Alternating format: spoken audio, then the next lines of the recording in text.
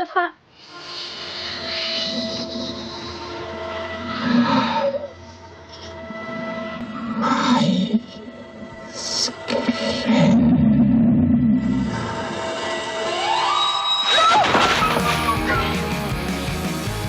Welcome to the Cinematic Void Podcast. Cinematic Void is a cult film series that hosts screenings in the Los Angeles area as well as virtually. I'm your host, Jim Branscombe, and joining me as always is...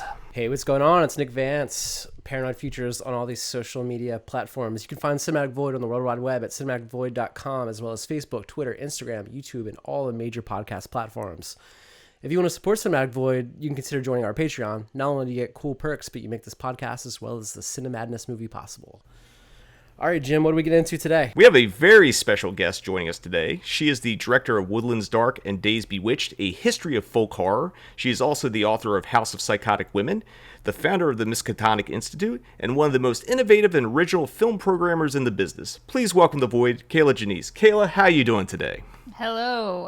Thanks for having me on, guys. You know, it's been a long time coming, but it kind of made it easier because you have a new project. So normally for these kind of interviews, we kind of go chronological of like, how did you start and where you end up? But since you have a new film out, I think we should just start with that because it's a fantastic movie. And obviously we're talking about Woodlands Dark and Days Bewitched. And I guess now that it's been on the festival circuit and that run's coming to an end, how does it feel to have your baby out in the world for everyone to see? Well, it's very nerve-wracking. It's also weird because of COVID, I have not been able to go to any of the festivals, so all the festivals have been happening virtually for the most part so far. And it does seem like there may be some in-person ones coming up, and it's still up in the air with like whatever is happening, like whether travel will be allowed or not.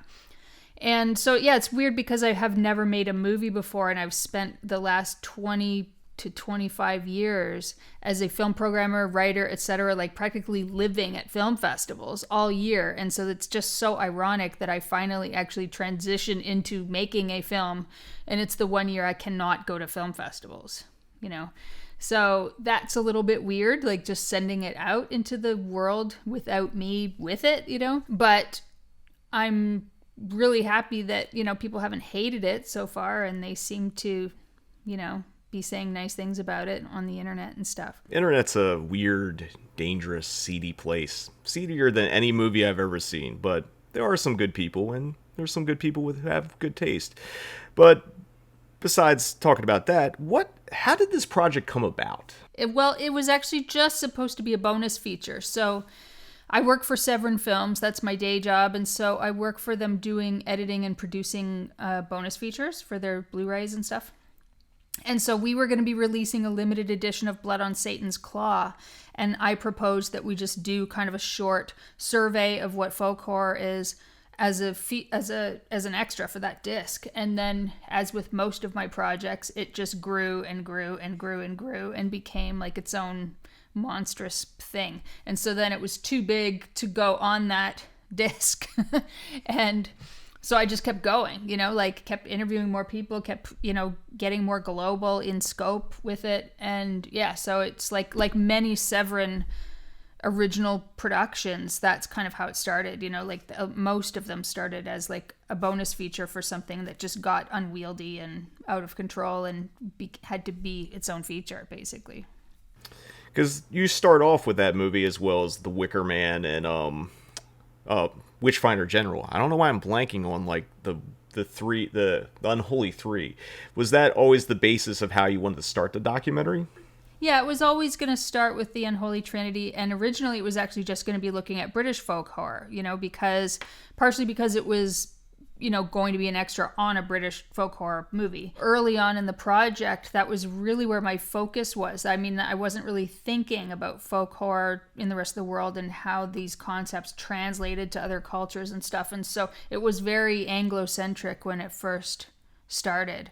And so, yeah, the Unholy Trinity, those were always going to be kind of the core of how it was really just going to be like a beginner's thing, like a little intro to folk horror. So all of those British things were kind of the core movies that were going to be discussed. Now, this project involves so many moving parts. How did you approach making it once the film was like, once it went beyond being a featurette into a feature film?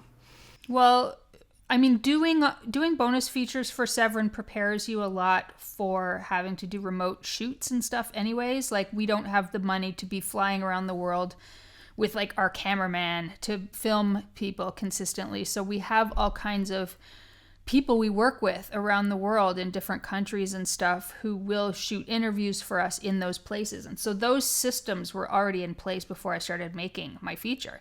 And so I just utilized a lot of that for when we needed interviews in like Australia or Italy or wherever, you know, like we would just get the people that we normally would use in those countries to do our bonus features, you know, and of course, like, so the footage all looks completely different, but, and that's the thing, like when you get it to a higher budget level, that's the thing, you can control that aesthetic so that it all looks the same. But at our budget level, you know, we have to work with what we have.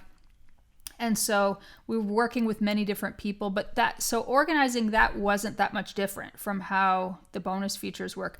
The different elements that were added to it, of course, we're doing like animation and getting an original score and things like that, that we don't normally do for the bonus features. And so just more work, and also working with editors who were not part of the Severin crew, you know, like working with outside editors was something we were doing too. So there was a lot of like shuttling hard drives back and forth and uploading and downloading of files and stuff.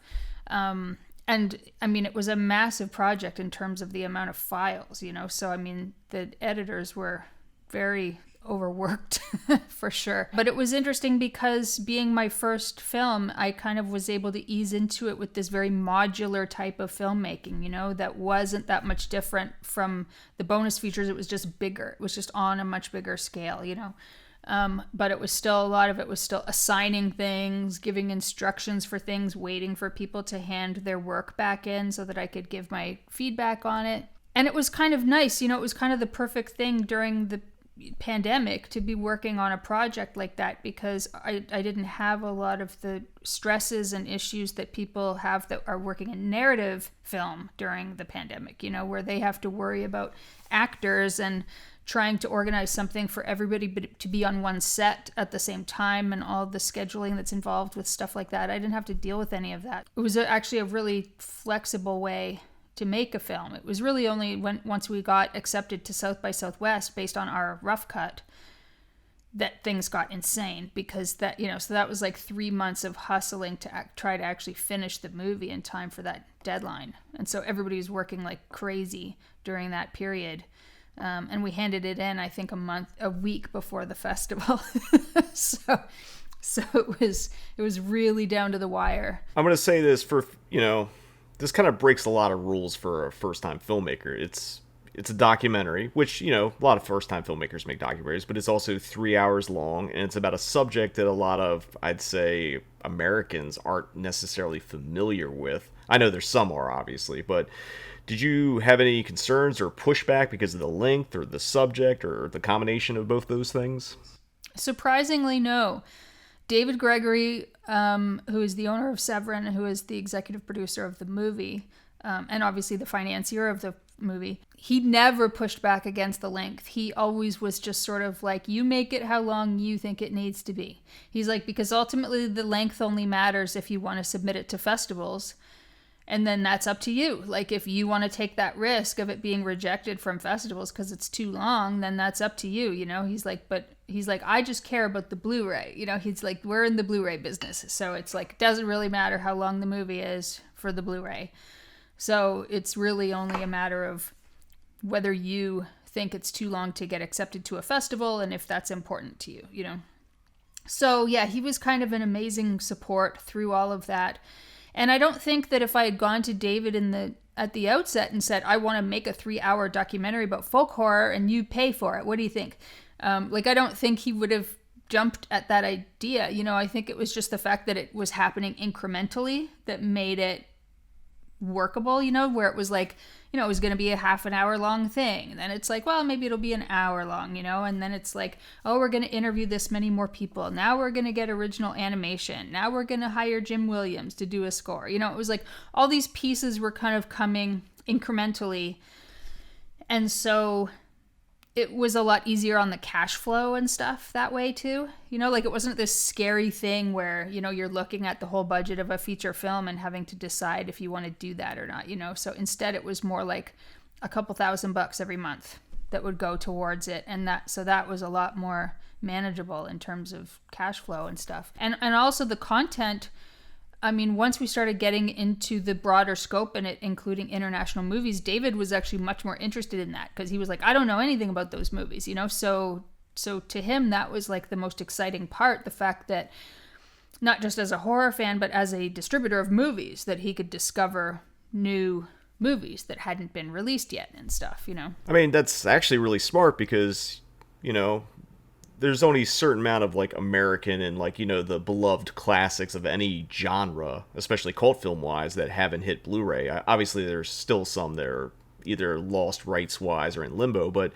being able to like have basically a documentary to show you like, oh, that's a really cool film, I should check that out, maybe I can license it later. Was that kind of like a bonus to working on this? I mean, I think for David it was, you know, like I think that he was definitely kind of keeping a list of like, oh, what still hasn't come out of all these movies and what is available that we could look at. So I do think that was exciting for him, you know, because it's got like the documentary then becomes kind of the magnet for all these other things, which, you know, if he can manage to get any of those other films to release or anything, then the fact that there's a new movie at the center of it makes it much easier to kind of build word of mouth, you know, to support those films and stuff. Now, for you personally, what was the most surprising thing you learned about folk horror, be it a particular film or just like kind of a movement or just some weird factoid that you learned while making this movie?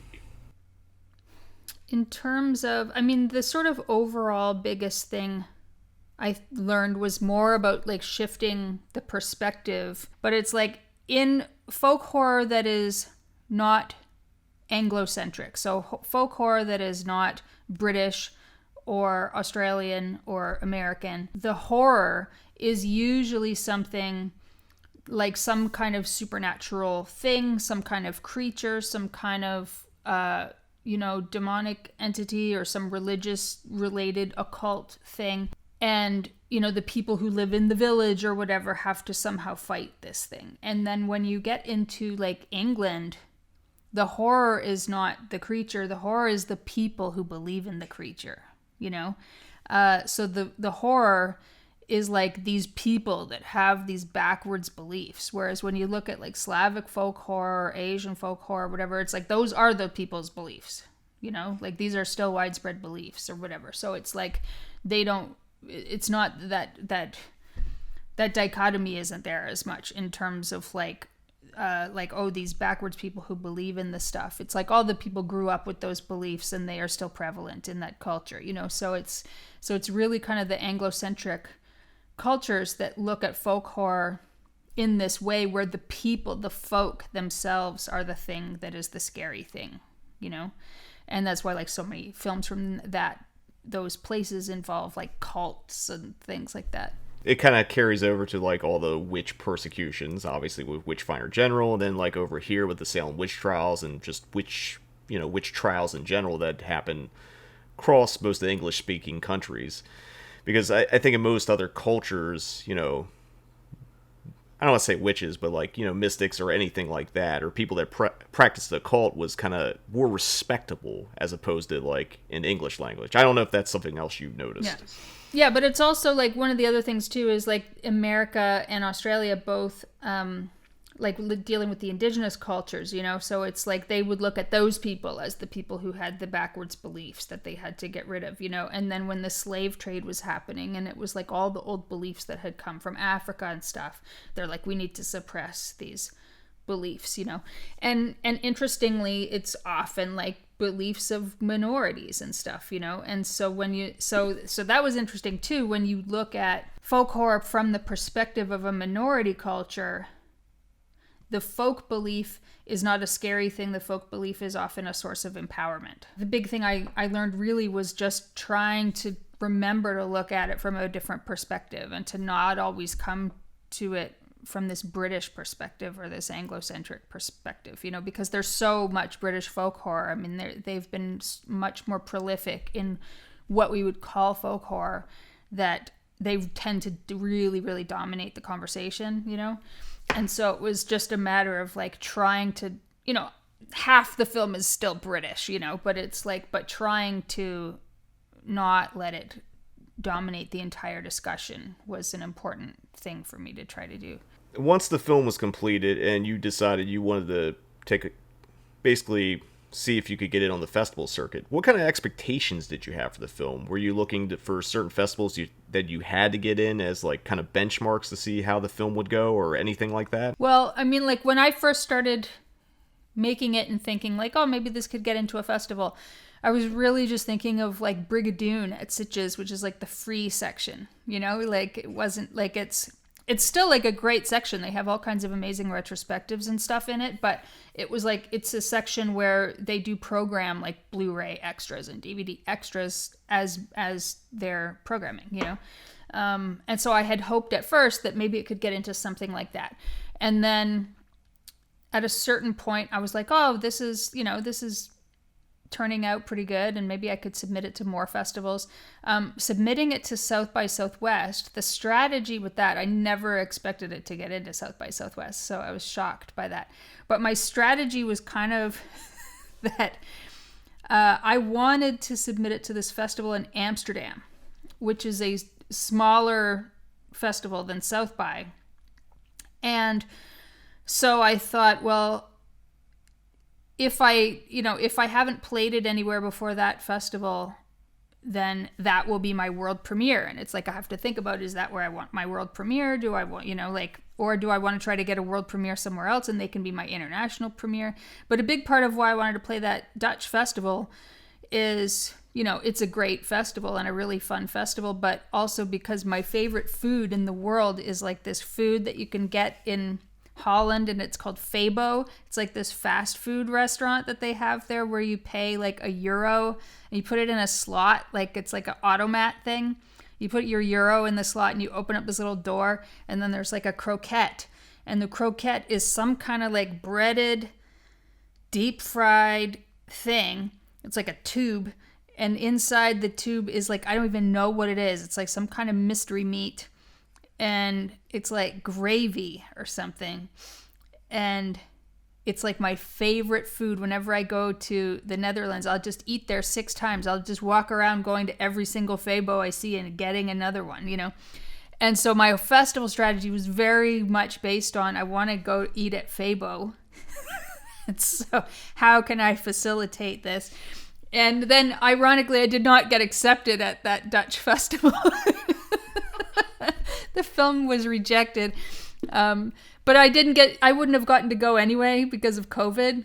But it was still ironic that everything was about trying to get into that festival and they rejected it. So I understand that planning, because I do plan around like good places to eat for anything I do. If I'm going to go see a movie someplace, it's like, all right, do they have a good restaurant nearby? Does the movie theater have a bar? Like that is a tactical thing to think about just in all life. Nick, I know you're a little more travel than I have. Have you ever, in any of your bands, played Holland? Never played Holland, no. But I definitely want to go now to check out. What is it called? Fobo? What is Fabo. Febo. Okay. So the most exciting, probably my most exciting food thing was just like ice cream cones with Kit Kats in the middle in Germany. Huh. That was like, I'm going to have 10 of these for sure. Do they give you the cone and then they take the Kit Kat and then they just push it down into the middle? Or? No, this is totally like at a gas station, like pre-wrapped at a gas station. Oh, okay. Yes. Yeah, totally. Nothing that exciting. Not artisanally made like waffle cone with like gourmet Kit Kats put in. All right, I guess we derailed this nice enough. But again, this is a tip for all filmmakers, or if you're a touring band, just book places where they have good and interesting food. It will make your journey that much better. Except during COVID when you can't go do any of it. But speaking of South by Southwest, that was obviously, it was the world premiere, correct? And you actually won the Midnighters Audience Award. How did that feel? That was amazing. I mean, like, it was amazing to even get in, to South by Southwest. You know, I mean, it's one of the biggest festivals in the world. It's not normal to like make a film for the very first time. Like, never made a film. I never even made a short film, you know? And I mean, I made featurettes, which I guess could count as short films. But so it was like making my first film and having it get into such a massive festival. That on its own was huge. And to then win an award at the festival was completely surreal. It still is. It still is completely surreal when I think about it, you know? And they sent me like a plaque and stuff. And it's very strange. I feel like if I never make another film in my life, you know, it's like, well, I've got that, you know? And I forget the name of the festival that it just played at recently, but it won another award as well, didn't it? Yeah, so the Chattanooga Film Festival, which is it's not a genre film festival, but it's very genre-centric.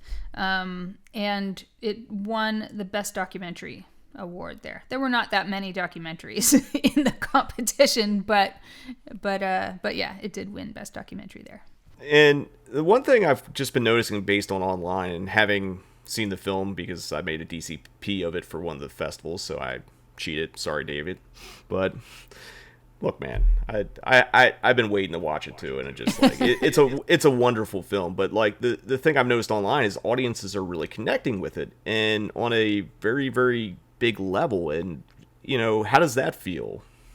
Well, it's really cool because, like, first of all, I didn't expect the American audiences to click with it as much as they have. I totally thought that they would think it was boring. You know, like I totally thought they'd be like, oh, it's too long, or you know, it's too academic or whatever. And David and I talked about that too. He was just like, I just want you to know that, you know, you can do what you want, but you have to be prepared for it for everybody not being like crazy about it and stuff, and people thinking it's boring and stuff, you know, like, because it's a 3-hour movie and people are just like that. People are going to think it's boring. And I was like, that's okay. I was like, because I know that's just kind of how I work, you know, like with my books or with anything, is like, I like trying to be relatively epic, you know, with the projects I work on. So I was like ready for that. And so totally surprised that the American audiences, see, I thought British people might like it because they'll be like, they've heard of all these films and they understand the concepts and stuff. I didn't think that folk horror was as big in the States as it seems to be based on the response to the film. So it may just be like, because the film took me so long to make. Usually when I make stuff, people don't care about it right away. It usually takes it like a couple of years for them to care about it. And this, everybody likes it right away, and I think that's possibly because it's 2 years late being finished. So when I wanted to finish it like 2 years ago, maybe people wouldn't have cared about it as much, but now because it's late, it's like we've caught up with each other, you know, and we're kind of in the same place now, like me and the audience. So yeah, so it's been amazing to see that people like it. I was going to bring up a fact because, you know, my wife does esoteric and, like, you know, metaphysical stuff. And I know, at least in Los Angeles, that's huge now. And I know over the UK, that's never not been huge. Do you think because, like, there's a growing interest in, like, metaphysical and occultism that's, like, been coming more mainstream? Because, like, you know, obviously there's very few witch shops outside of maybe Salem, Massachusetts and New Orleans and maybe a couple in LA. But now there's, you know, it's almost become mainstream, people getting into crystals and metaphysical and, like, not going towards maybe more Wiccan, witchcraft type stuff, and not pure paganism, which is sort of the backbone of a lot of, at least the British, you know, folk horror. Do you think any of that had a contributing factor of people just really connecting with this? Oh, definitely, because I think that, like, one of the things they talk about in the film is that in many ways we're seeing a repeat of stuff that was happening in the early 70s, you know, like politically, environmentally, and in terms of people's fascination with witchcraft and occultism. You know, it's totally, you know, it's like Etsy. It's like a cottage industry on Etsy, you know, like witch stuff. And everybody seems to be, And I don't mean to say that in any kind of dismissive way or making fun of it. I mean, it does seem as though people are looking for alternative practices to support them through the pandemic or through like whatever, you know. I mean, it's like we're in this kind of period of crisis, you know, and so people are turning to a lot of these things for extra supports. I mean, it makes sense because, like, you know, a lot of the answers have been force-fed, especially, I'd say, the post-9/11 world, specifically maybe in America.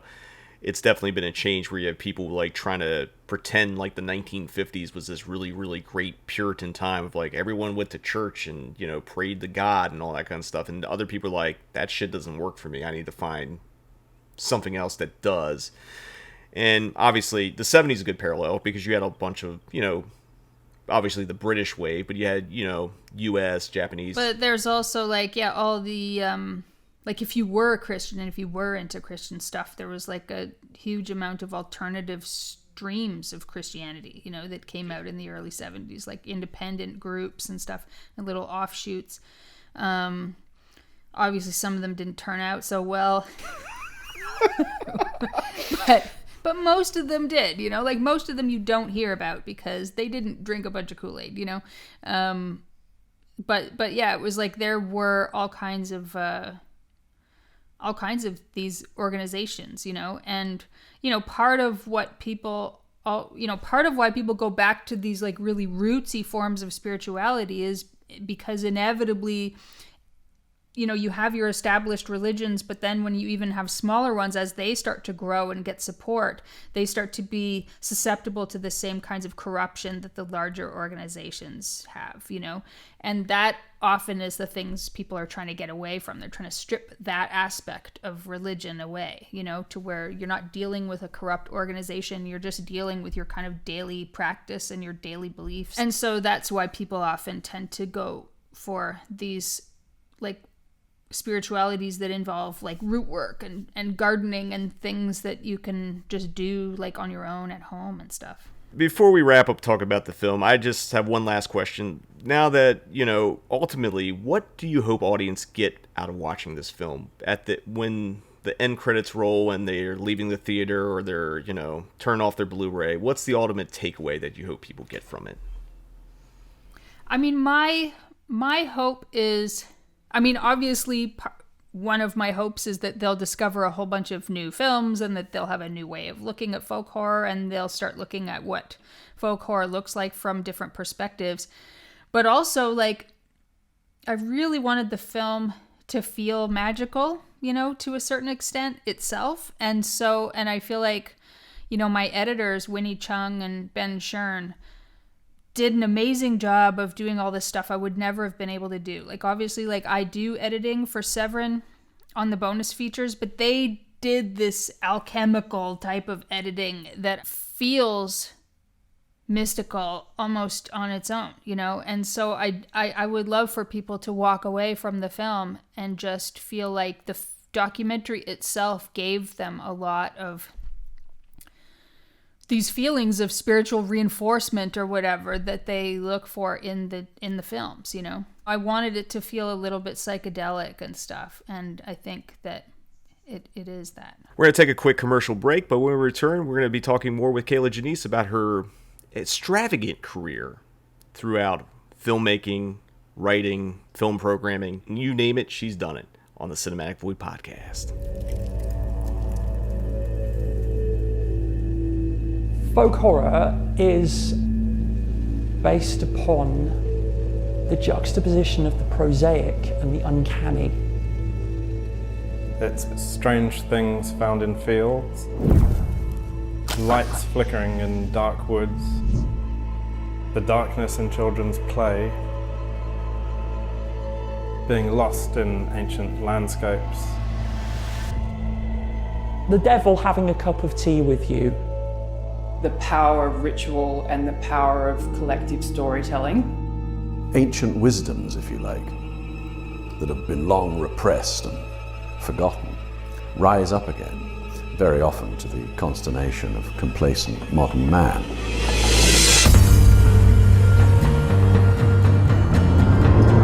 It's a way of accessing accessing all those layers of meaning that build up in a landscape, that build up in a culture, and that often build up unofficially.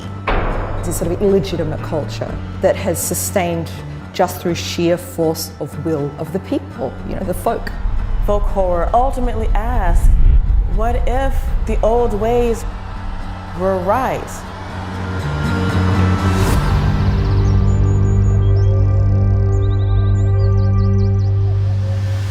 Welcome back. We've been talking to filmmaker, author, and film programming extraordinaire Kier-la Janisse here on the Cinematic Void podcast.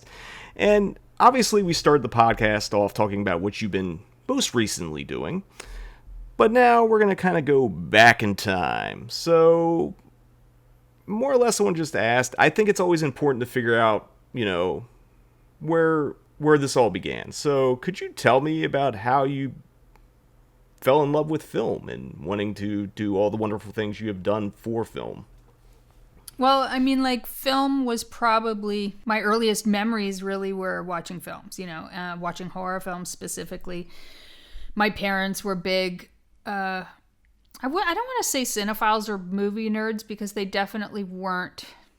They weren't having deep discussions about movies, and they couldn't name all the directors and actors or anything like that. But, I grew up in the 70s. It was the sort of heyday of the movie of the week and Saturday afternoon creature features and all this kind of stuff. And so there was a lot of, my parents were very into movies via television, television programming. And so it was just, it was a big part of my childhood, we were just in it. I knew everything that was playing on ABC, and I circled everything in the TV guide, and I was just obsessed with television and movies from a really young age, and would buy movie magazines with my allowance, and teen magazines, old teen magazines that had expired, and I didn't realize they were old. And so all the teen heartthrobs I liked, none of my classmates knew who any of them were, and I was always totally confused about why they didn't like David Cassidy or whatever. And it was because the Partridge Family had already been canceled 5 years earlier, but all my teen magazines I was buying at the flea market, and they were all old, and I didn't know. So yeah, so I was totally at odds with the rest of my classmates, because I was in love with all these heartthrobs from the previous decade. So it started early for me, but not in terms of a career. I didn't go to film school. I didn't plan on working in film. I always thought that I couldn't, I didn't know what people know now, which is that there are all these other jobs around film that are not being a filmmaker, so I didn't want to make films. So it would never occur to me to go to film school, because I didn't know that there were things like programming and archiving and library sciences related to film and all these other kinds of things that you can do, projection, whatever. I feel if I had known that, I probably would have gone into some kind of archiving and restoration classes or something. But they also didn't really have a lot of that stuff, they have actual programming and curating courses now at university, they didn't have that stuff then. So, I went to school for medieval studies, and that was what I was getting my degree in. And it was while I was going to school, I started up this little fanzine. It was terrible fanzine. Actually, other people's writing in it was not terrible, but overall I feel it was just my own writing very early on in my career was very obnoxious, just really un-PC and really trying to be a gross out writer or whatever, just not so different from how the way I write now and stuff. So anyway, I started off with this fanzine, and then my first film festival kind of grew out of that. I just went from, I don't even know if I'd been to a film festival, but I started a film festival kind of by accident, and I've told this story a million times, but I went to a movie theater and was just recommending that they play a bunch of movies that I'd written about in my fanzine, because I would always write about these obscure movies that we weren't allowed to have in Canada. I worked at a video store, but we have obligatory ratings like the UK does, you know, so everything has to actually have a distributor and have a rating in order to be on a video store shelf. You can't just like order a movie from the States and put it on the shelf. And so there were all kinds of movies that I would write about in my zine that were not available in Canada. And so some of the readers would bug me. They'd be like, you know, this is great, we're reading about these obscure movies, but like we can't see them. So I bugged this theater about showing some movies, and he misunderstood what I was asking and thought I wanted to rent the theater to put on a film festival. And I just was like, no, oh my God, no, I don't have any clue how to do that, you know? But then it turned out it was really cheap to rent the theater. I mean, it was like nothing. And I just got my student loan for school, you know, going to school for medieval studies. And I was just like, you know, like, well, I'll use my student loan and I'll put on a film festival, you know. I had no idea what I was doing, but I had met a couple of friends. I'd made a couple new friends who had moved from Montreal to Vancouver, and they had worked with the Fantasia Film Festival, only not in any official capacity, but in some peripheral capacity, you know. And so they knew people at the Fantasia Film Festival, and I met Mitch Davis from Fantasia through them. And so even though I was doing a film festival for the first time, Mitch was a huge help to me. This other guy, David Witten, who was a distributor in the States, was also a huge help to me. And then my friend Norm Hill, who worked at Scarecrow Video, but he also worked for Anchor Bay, producing bonus features and stuff for them at the time. He was a huge help to me too. He had been in the industry and, you know, done so many... Norm Hill is kind of an unsung hero guy, you know. It's like nobody really talks about Norm, but he was like such a connector for so many people, you know, like he knew so many kind of weirdo celebrities and stuff like that. You know, he was really instrumental in all the like Monty Hellman releases that Anchor Bay did back then. And so being friends with Norm was hugely helpful to me. I mean, I would say early on in my career, Norm Hill was the guy that first put me on any kind of path towards this being a career for me, you know. So I owe him a lot. But, you know, so I started doing this film festival, and it was just a hobby on the side because I worked at a video store 6 days a week and then did this film festival once a year, and it always lost money. And then I got a job working for the Alamo Draft House because Tim and Carrie League came up to my festival one year because we had a mutual friend in this guy named Ant Timpson. And Tim offered for me to come and work for him. And so I ended up going down there to Texas and programming for the Alamo Draft House. And this was back when they still had a single screen theater downtown Austin. The original Alamo Draft House. So that's where I was a programmer for, was that theater. So then that was a whole other adventure, you know, like working there and, you know, during this incredible first growth period of that theater, you know. The festival you were talking about, that was Cinema Morte, right? And, you know, you talked about how it came about, but you were doing this on a very DIY level, and you were bringing kind of maybe not like, you know, obviously not like Arnold Schwarzenegger and people like that, but you were bringing like, you know, people who had made very significant cult films like York Bucharite and Buddy Giovanza, who like, the only reason I knew about them is because like I was getting bootleg tapes of all that shit back in the day, and like that's the only way you could see them for a while. Maybe not Combat Shock, you just get the cut Troma VHS or whatever, but I think there was a bootleg of the uncut, but we shouldn't talk about bootleg stuff now. But just looking back, that was outside of like Fantasia, where it was bringing in like some of those upcoming genre filmmakers. This was like a festival that was like really bringing in like kind of like the collection of like a lot of the, I don't want to call them weirdos, but like people who were making very aggressive, weird, and like not normal genre filmmaking, you know, films. Was that just like, was that a conscious decision just to push it to that kind of limit? Yeah, I basically invited people I was interested in personally, and I didn't care if the audience knew who they were. I didn't care if the audience were fans of their films. You know, like that was not really that much of a consideration for me. I was just like, I work 6 days a week at a video store. I pay for this almost exclusively with my wages from my job, and I'm going to invite Jack Taylor because I want to meet Jack Taylor, and I don't give a shit if like anybody knows who he is or not, you know. Obviously I had certain people like Udo Kier that everybody recognized. He was probably the most famous person that I ever brought. And you know, Jean Rollin, when I brought Jean Rollin there, he told me it was the first North American festival that had ever invited him.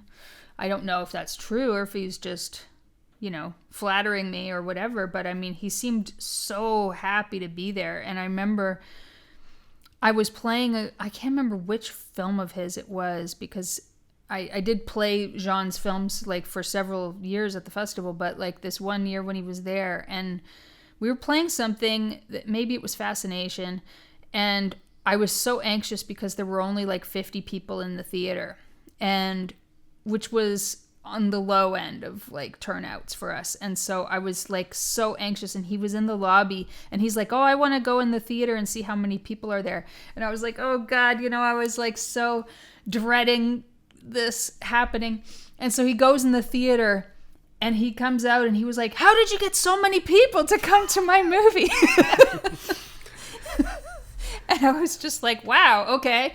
But that's what he was like. Like, he was used to people really hating his movies, you know, and people did hate his movies, like, until like a few years ago, all of a sudden everybody decided they loved his movies. But before then, it was like everyone hated Jean Rollin movies. Like, I knew a few people who really liked them, but most times you would read letters in horror magazines and people would just complain about his movies being shit, you know? So he was really excited that 50 people had turned up to see one of his movies. I mean, if he saw the reaction to like when Kino Lorber reissued all his movies, he would have been so stoked, you know? But yeah, so like Jack Taylor I had, Buddy Giovanazzo, Jörg Buttgereit, Dick Blackburn, who made Lamora, Child's Tale of the Supernatural. Roger Watkins was supposed to come at some point, and I feel as though he had some kind of a death in the family or something and had to cancel at the last minute. Jim Van Bebber came.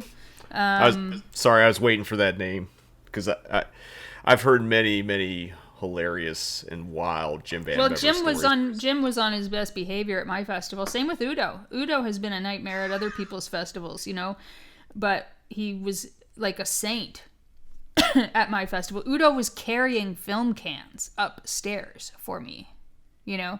He would go to Starbucks and get my coffee for me and stuff because I would be so busy running around, and he would be like, do you need a coffee? Like, Udo Kier was like helping out like a volunteer at the festival, because that's how rinky-dink my festival was, that like he got there and he was like, okay, I'm not going to get anything out of this woman, you know, so I'm just going to have to help if I want anything done.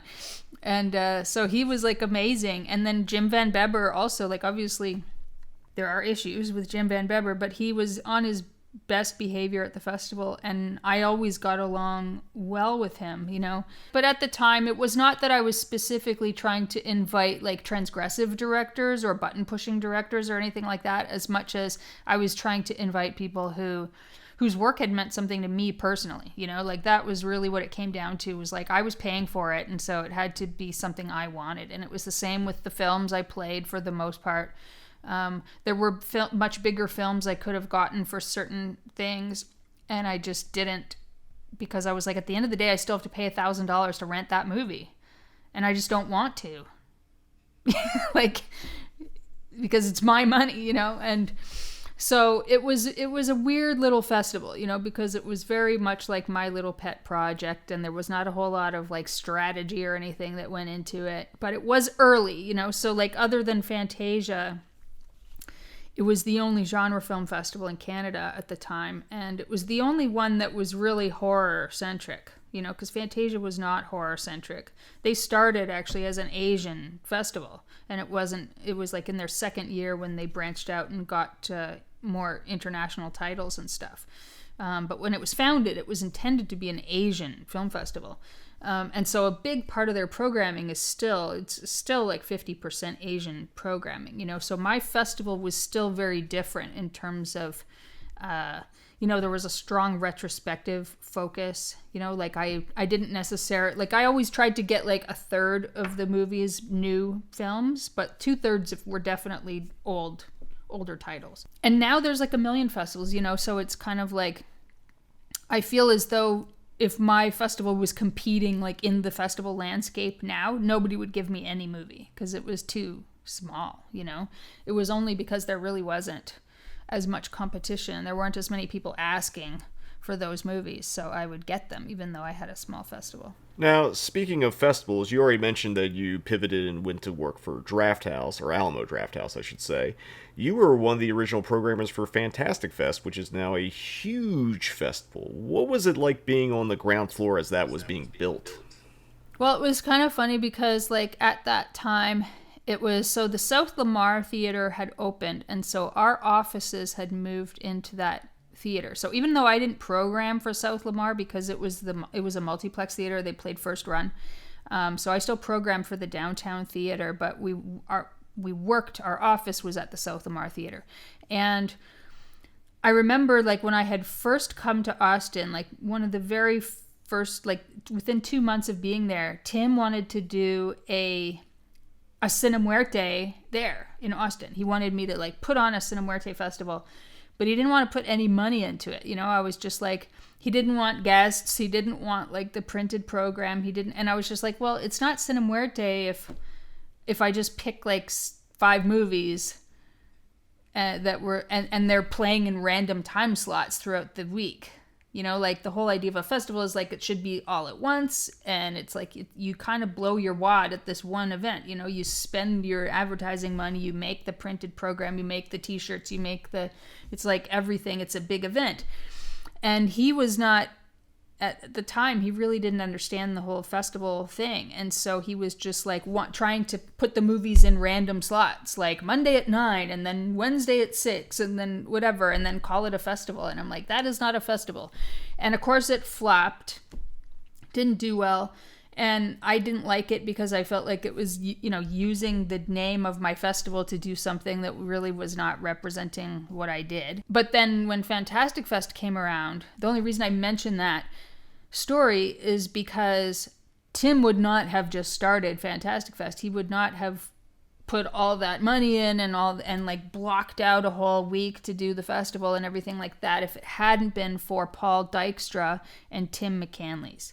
So they are the real founders of Fantastic Fest in terms of like they came in to the office and they were like, Tim, we have an idea, and if it fails, we'll pay for it.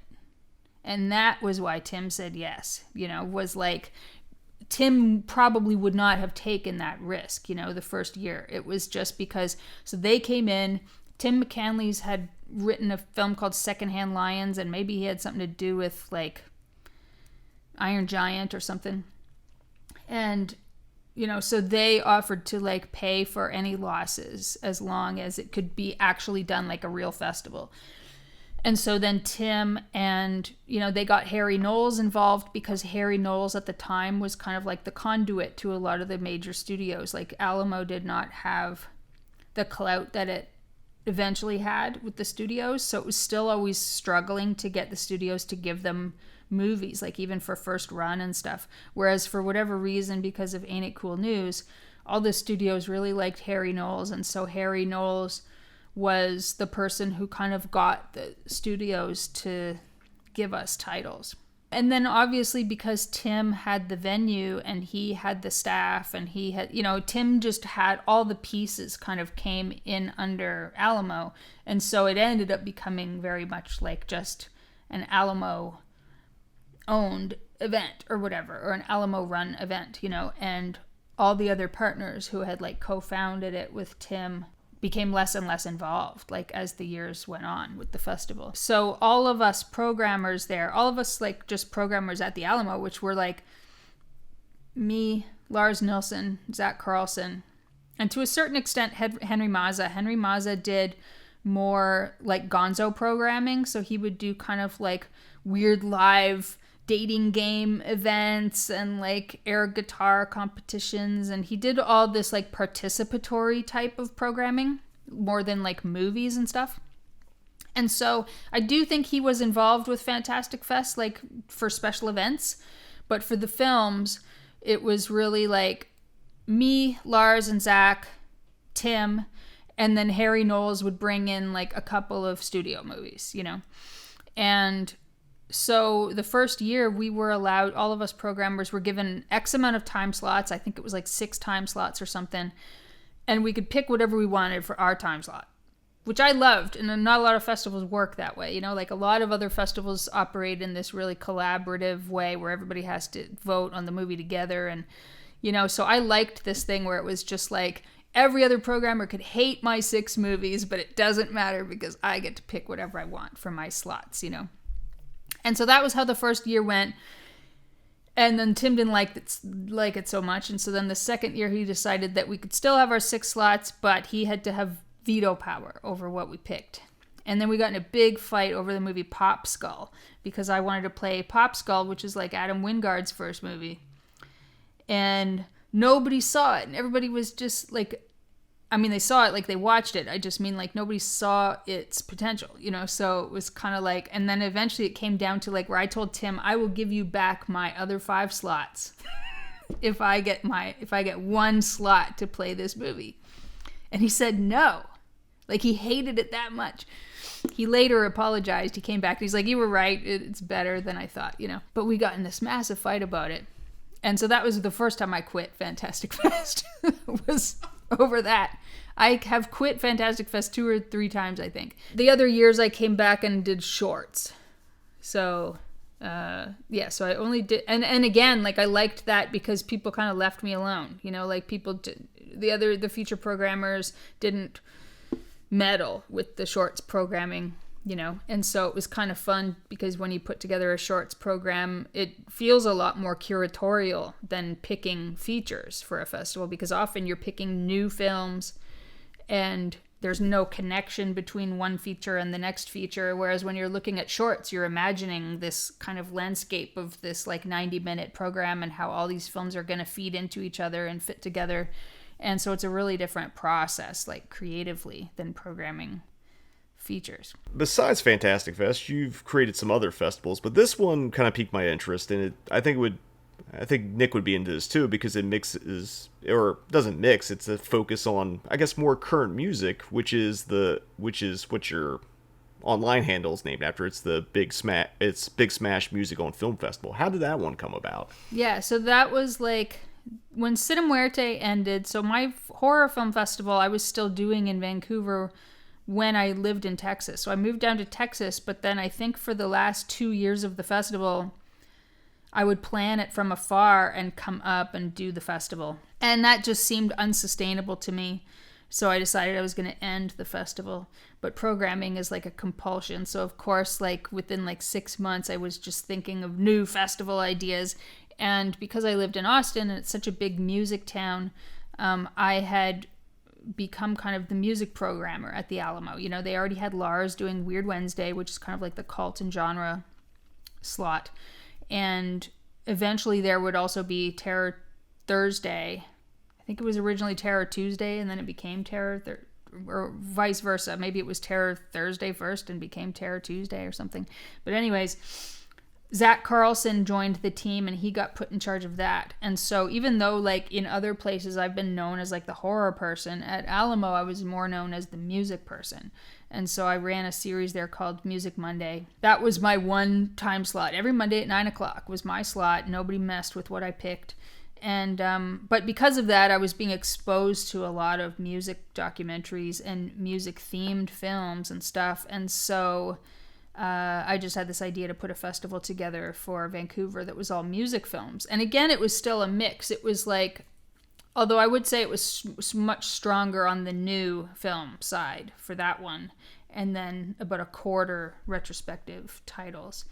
And again, it was another small thing, you know, there was only 2 guests. It was like Reckless Eric, who's the name of the festival, Big Smash, is named after one of his records. And Paul Williams. So Paul Williams came to do Phantom of the Paradise and the Muppet Movie. It was like a matinee for kids. And Reckless Eric obviously has nothing really to do with film. And there was not a movie about him or anything. It was just like, I was a fan of Reckless Eric. And again, it was like, I'm paying for it. I'm going to do what I want. So Reckless Eric was the guest. And he was going to play live at the festival, and he got to pick a movie. And so the movie he picked was Sympathy for the Devil, the Rolling Stones movie. And he had to introduce it. And I'm trying to remember what he said. I don't think he had actually watched the movie for like a million years, and so he gave kind of like a rambling, incoherent introduction to it. But the important thing to me was just like, when I liked something, whether it was a movie or a band or whatever, was like, I wanted to show everyone else it, you know, like, and so that was what a lot of programming was like for me, was just like sharing stuff I liked with other people. And, you know, eventually I got out of that because I realized that I could really just stay home and watch stuff myself without spending all this money doing these events, you know. But for many, many years, it was kind of this compulsion that I really, whenever I discovered something, my first inclination was to share it with other people, you know, to like rent a theater and put on a festival, or, you know, put on a special screening or whatever. And so, yeah, that music festival was, you know, I'm trying to remember what we played. It was like the Ronnie Lane documentary, the Rocky Erickson documentary, whatever year that was. So I played like all kinds of stuff from around that time. And one of the most fun things was like Paul Williams. We decided to have a tribute to Paul Williams. And there was a local band in Vancouver. It was kind of a novelty band called July 4th Toilet. And my friend Rob Dayton was in this band. He's the singer. And they came out and did, their first song was like The Boy in the Plastic Bubble, and he came out all like wrapped in bubble wrap. And at a certain point they and I think it was actually during that song, so Paul Williams, I had a table for him like right up at the front, and Paul Williams is sitting there and they're doing The Boy in the Plastic Bubble, and Paul's just got his head in his hands, you know, he's like covering his face, and he's like at this table, and I'm looking at him thinking, oh my God, like I've just put him in a really uncomfortable position. He's like right at the front of the room, right in front of the stage. He hates this music and it's killing him, and he doesn't know how to get out of this situation. And I started feeling horribly guilty. And then the song ended and he pulled his hands away from his face and stood up, and he was like crying. He was laughing so hard, and he gave them like a standing ovation.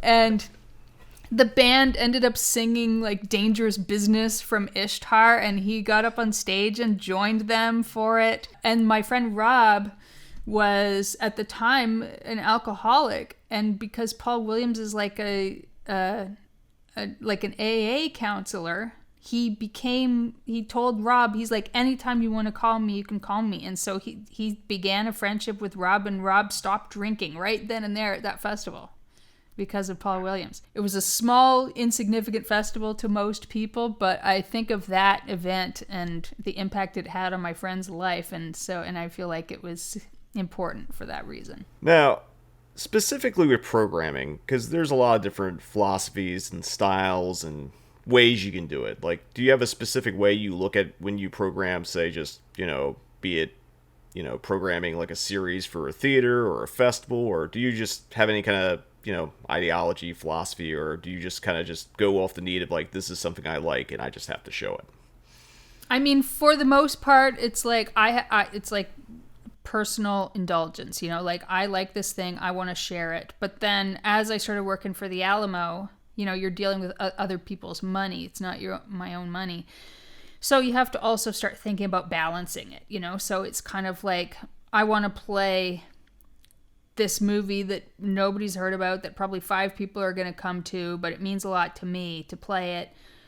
So if I want to get away with playing that, I need to play something else that's going to be more popular and make money. And, you know, so I didn't do like double bills and stuff because my time slots were often like 9 o'clock already, you know, so I would do like in a calendar, I would have like one, like we often didn't have money for studio bookings for this Music Monday series I did. It was a discount series. It was $1 to get in. So that was the other challenge, was I somehow had to like be programming movies with no budget to pay for them. And so I ended up booking a studio picture, like, or like a known film once a month, you know, and the other 4 films were allowed to be more rogue, you know. And but then I also started making things myself to save money. I would say to people, what do you want to see a movie about? And they'd be like, The Smiths. And I'd be like, okay, I'm going to make one. And so then I would just get all this footage, whatever I could, of The Smiths. And this was like before YouTube, you know, existed, or it may have existed, but it was not widely used by people, you know. So it was not it's not like it is now where you can Google, like look up anything and find the video, you know. And so I made like a krautrock one. I made a Lee Hazelwood one. It was like where I just got like tons and tons of archival footage of like videos, promotional films, TV appearances, like interviews, whatever. And I would edit it all into something resembling a documentary, and then I would either like narrate it or I would make intertitles, explanatory intertitles to explain the connections between things. So they'd be like structured like documentaries, but there would be no new footage shot for them. It would be entirely structured out of existing footage. And so I would do that. I started doing that to save money. So I had like once a calendar, I would have a studio picture that was like, you know, Stop Making Sense or something like that. And then once a calendar, I would also have like these things we called Alamo Originals, where it was just like me making some movie out of like whatever was in my collection. And then in the middle of that would be independent films, where it would just be, you know, whoever making an independent film about a certain musician, you know. And sometimes we'd get more anticipated ones, like for example like the Graham Parsons documentary or something, you know. So there would be certain ones that would be independent films, but they still definitely had like a following, like the person that the movie was about had a following. But then there would just be like weirdo things, like where I got Tommy White, who was a cast member the first year of the show Zoom, like the WGBH kids show Zoom, which was semi-musical, you know. But I had him come out and do this like Zoom related like live performance / presentation type thing, and that was like one of my favorite things we ever did. But it was also like the kind of thing where Tim League would have just been like, what the hell is that, you know. It was just because you're dealing with other people's money. And I think also because of being a programmer independently and having to pay for things, I had a very real sense of what it was like to lose that money, you know?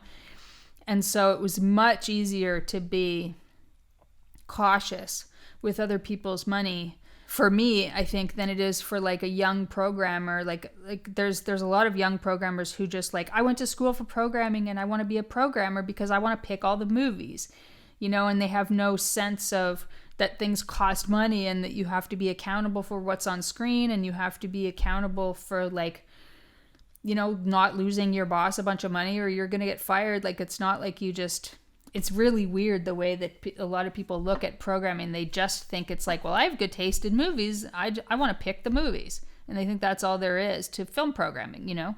And it's like a lot of it is really like looking at numbers and weighing your audience and paying attention to demographics and building relationships. And there's so much other stuff that's part of your job as a programmer that is not just having good taste in movies, you know? I was going to say, a lot of film programmers have like something they're interested in that is unique to them. And I don't know if this is exactly your favorite kind of like subgenre, but I know you really like airport and airline movies. Could you talk about like what about those films have drawn you into them?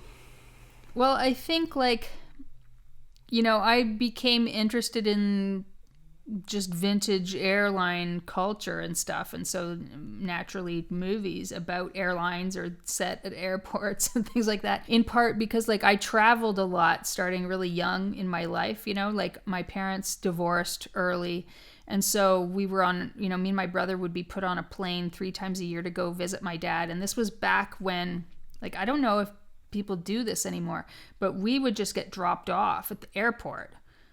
Like I would be like 3 and my brother was 6, and they would just drop us at the airport, and the stewardesses would take us to the gate, and they would take care of us the whole time on the plane until we got to the other end, and then our dad would pick us up, you know.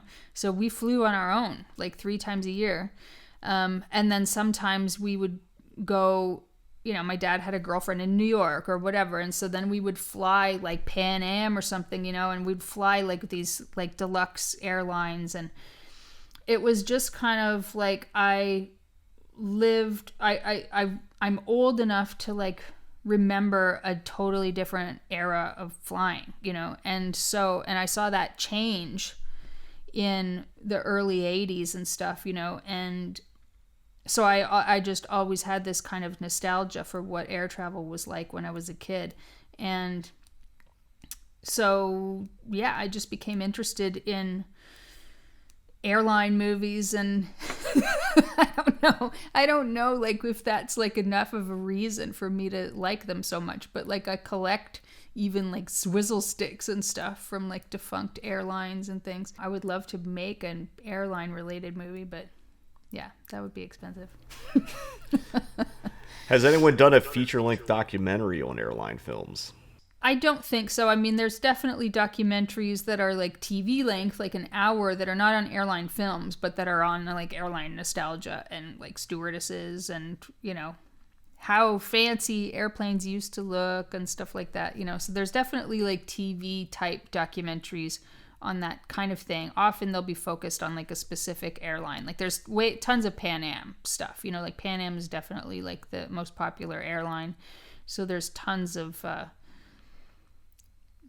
YouTube videos, books, like just memoirs of Pan Am stewardesses, like all kinds of stuff like that. But on the Severin Films release of the Al Adamson box set, there's there's like a trio of stewardess movies on that set. And so I asked David if he would let me make a little featurette for that. And so there is like a 30-minute thing or something that I made for that disc that is kind of like a little documentary about the airline movie. It's really about the role of the stewardess more than anything else. It's like the role of the stewardess as like a cultural icon, as seen through these movies, as seen through advertisements and stuff like that. I find the stewardess to be a really interesting character. I know you're not supposed to say stewardess anymore, but I still do because I'm old. But yeah, I mean, they're just like really interesting because it was, you know, people look at certain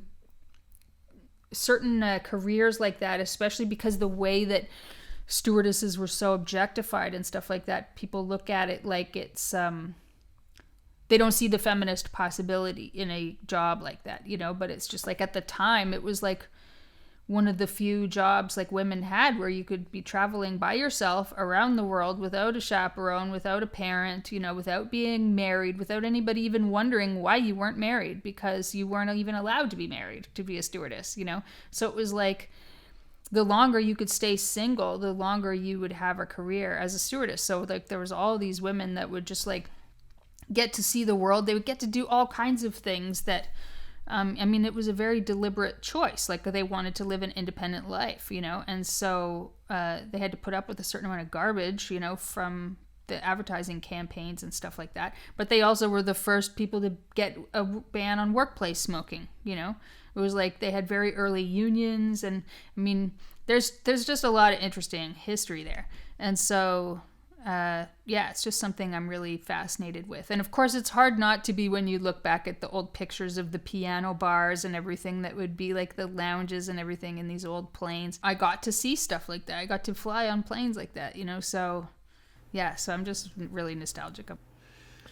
Now, I can't remember which film it was, but you told me a while back about a screening of one of the airport films that you wanted to screen, but it ended up being, I think, an Italian print, and you had to dub it live. Could you talk about that experience or that screening? Yeah, so it was the first airport movie, which is a long movie. It's over 2 hours anyway. And I had this little theater in Vancouver. It was a very ill-fated project called the Criminal Cinema. And it was me and my boss at the video store, Darren Gay. The video store is called Black Dog Video, and it still exists. But so me and Darren, and then our other friend David Witten, who had been a distributor in the States and had since moved to Vancouver. The three of us wanted to open a theater. And of course we had limited money. And so we tried to make a deal with this porno theater. There was a 35 millimeter porno theater called the Fox Theater. And it was the last 35 millimeter porno theater in North America, actually. And so they were still running film. And at the time, that, you know, that was what I wanted to run. I wanted to have a rep theater and have it be focused on 35 millimeter. And it was just like a pit. Like this place was disgusting inside. The booth, like the projectors had just like never been cleaned ever. The booth was a disaster. Like the splicers were all dull and useless. And so it just seemed like films got ruined just being projected there, you know. But there was like a couple that owned the theater, and they were very suspicious of us, and we tried to make a deal with them where we would book the theater from them for Friday, Saturday, and Sunday. So they had the theater 4 days a week, we had the theater 3 days a week. And we paid a ridiculous amount of rent because we didn't know any better. We didn't know what a normal rent was, you know. And our partner, David Witten, because he was much older than us and he had been a distributor in the 70s for the Hallmark chains. So he worked for Hallmark. And so his idea of what kind of rentals, what kind of revenues you make and what you pay for rent was just light years away from the reality of like 2002 or whenever this was that we did this theater project. And so he was just like, and me and Darren were like, oh, that seems like a lot of rent, you know, like that doesn't seem feasible. And David's like, oh, if you can't pay that much rent, you should just not even think of opening a theater. That's like so easy to make that much money, you know. And we were just like, okay, so we kind of deferred to him because he was the more experienced one. So our first challenge was we had to clean the theater, you know, like we had to make the theater a place where our customers would sit and watch a movie. And it was difficult because the whole place reeked like piss, and there were like bloody condoms and stuff on the ground in the theater, and like just underwear, you know, random underwear we would find. Like it was just really gross in there. And weirdly, it was like the two guys I worked with would always like think I was like a prude because I was always trying to think of ways to cover the seats. I was like, we should give people garbage bags or something so they can put them on the seat to sit on the seat. And they'd be like, oh, you're a prude or whatever. But it's like, but neither of them cleaned the theater. I cleaned everything myself, you know? So like, I'm the one picking up the condoms and stuff and cleaning the bathroom and just bleh. So, but all that said, I loved that place. I loved it. I loved like just running around in this like dirty old porno theater and being like, this is my theater. Like I run this theater, you know? And I loved it. And I got like a big mural of Scott Baio painted in the girls' bathroom. And this was before I knew that he was like a gross Republican and stuff. But like, you know, so I'm still thinking like Chachi. And so I'm like, so I got this big mural of him painted on the wall. And we opened with like Meet the Feebles or something because that was our partner David. That was one of the films that he distributed. So he had a 35mm print of that. He also had Mark of the Devil. And I remember we completely trashed the print of Mark of the Devil, putting it through that projector. Like it just came out black. Like it came out of the projector completely black. And he had to get it like professionally cleaned. But yeah, it was horrible on the prints. You know, it just wrecked everything that went through it. But getting back to airport. So I booked a weekend where it was like all the airport movies. So it was like every airport movie and then Airplane, you know, at midnight or whatever. And so this was, I guess it was like a Saturday marathon or something. And back then it was like when you're getting 35mm prints, like they don't send them like 2 weeks in advance or whatever. They send them like a few days in advance, you know? And so we get this print in. It's like 3 days before the screening, and it's like, this print is in Italian. So I called them back and I said, oh, you sent us the wrong print. You sent us an Italian print. And they were just like, oh, well, that's the only print we have. And I was like, well, how is that even possible? Why would you even have an Italian print? And they were just like, well, we have one print of airport and that's it. You've got it, you know? And there was no video capabilities at this place. They have no video projector. It's just film, right? So I'm like, okay, so we're going to have to do a live dub of this movie. We're going to have to get our friends and we're going to have to do the voices somehow. So I rented a PA and I was like, we're going to have to, you know, have the volume of the PA like louder than the movie so they can hear the dialogue. But this was before, you know, the internet and everything being big. So it was like the internet existed and I could tell from, you know, you could look things up and there were scripts for airport that you could buy, but they were not digital. You had to like buy them and they mail it to you, you know? So there was no like PDF scripts and places where you would buy PDF scripts. And so we couldn't get a script of airport within 2 days. So I had to watch Airport on VHS at my house, and I had to write by hand all the dialogue from Airport. Like, I had to write a script by hand. It took 36 hours. Like, it was insane. I believe I split some of that work with my friend Kelly, so I think he watched part of the film and I watched part of the film to do it so that we could get it done on time. And so then we had to write this all out. Then I had to type it all in. And then I had to like make scripts for everybody. I had 6 people. I did Helen Hayes' voice. And my friend Kelly did, I think it was either Dean Martin and Burt Lancaster. I think it was Dean Martin and Burt Lancaster. And he did both their voices, but he did both their voices the same. So you couldn't tell who was talking, like whenever they had a scene together. And I kept like elbowing him to try to get him to do like a different voice for one of them. But, you know, so it's like the whole time we're doing this, there's like 6 of us in the back of the theater. Only 5 people came to the movie. So there's more of us doing the voices than there were people in the theater watching the movie. And they are laughing their heads off, the 5 people, because this is just a shit show, you know.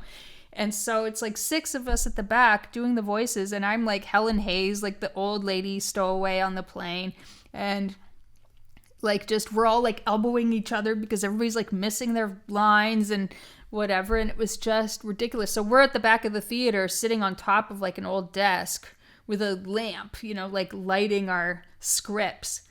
And so we're like looking at the script, looking at the screen, like looking back up and down, you know, like trying to make sure we're in the right spot. And it was just, yeah, it was ridiculous, you know. But we knew like 3 days before the screening or whatever that we were going to have to do this. And so then we had posters made by our friend Eliza Navari, who that plugged this idea that we were going to be doing a live translation. So the 5 people who were there, that was the only reason they were even there. Like if we had actually played just Airport without that, we would have had nobody there, you know. So, but that's what it was like. I mean, we played movies at this place. There would be sometimes I played Rude Boy, I think, like the Clash movie, and no, not a single person came. And so I just sat in the theater. And same with like Border Radio. We paid a 35mm print of Border Radio. Nobody came.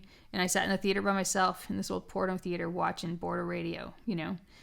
But I loved that. Because I still felt proud of it, even though we did everything wrong, you know, like, but it still felt very special. I mean, it's still amazing. I remember the time at the Egyptian, and this was maybe a couple years ago, that we got sent an Italian print of the Bette Davis movie, The Star. And no one had checked it beforehand, because this is something that happens because you get a lot of prints, and we have union projectionists, which is, again, another cost. So no one's checking the first reel of every print unless it's like a specific festival or something, or someone else fit the bill. So I remember seeing the print start, and I saw the title cards were in Italian. And I was like, you know, maybe they lost the original title cards and they spliced it in. I've seen this before on other archival prints because it happens. I think I showed Fulci's The Black Cat for January Giallo the last time I did it in theater, January Giallo, and like all the credits were in Spanish, and I was like, oh fuck, please, please, please, please be a splice in there and go to English. And I heard a little pop, and that was fine. This, not so much. Bette Davis opens her mouth, it's in Italian, so we had to stop the movie because there was I couldn't dub Bette Davis. I'm sorry. Yeah, so that was like you just played it and you had to stop it, and then what, like give people refunds or something? We had a refund. I think that was we were doing a Bette Davis and Joan Crawford like thing because that fucking TV show had just come out at the time, and for some reason we had like a disaster every single night. It was that. Then we had rolling blackouts one night during All About Eve. It was a weird thing. I don't know if they were just mad because they had to share the screen again or something like that.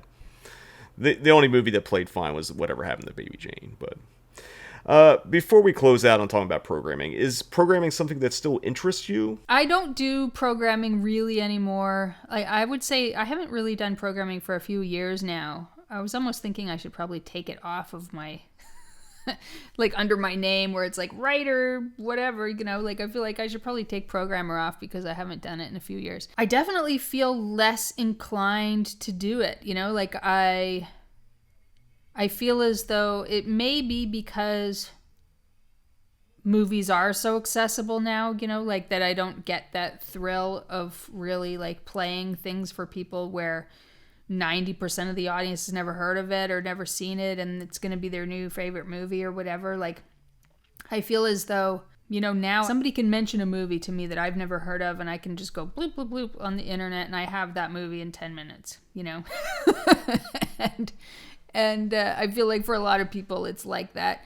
And so it's hard as a programmer to keep your motivation, especially when there's so many costs associated with it, you know, when there seem to be all these obstacles in the way of like people actually coming out and supporting stuff. And, you know, I had a good run. I did programming for 20 years, maybe more than 20 years. And I also felt like I was definitely not on top of stuff the way I used to be when I was younger, you know? Like I noticed when I was younger and there were certain programmers I looked up to and then they would get to be a certain age and I realized that they started kind of repeating themselves, you know, recycling content and stuff like that. And I realized that I felt like I was doing the same thing. I would be like, oh, I remember that great screening I had. I want to do that again or whatever, you know? And I was like, oh, it's time to quit. I'm like getting old and repeating myself. So I feel as though, yeah, there's like a lot of other programmers that are kind of carrying the torch and have a lot more energy and less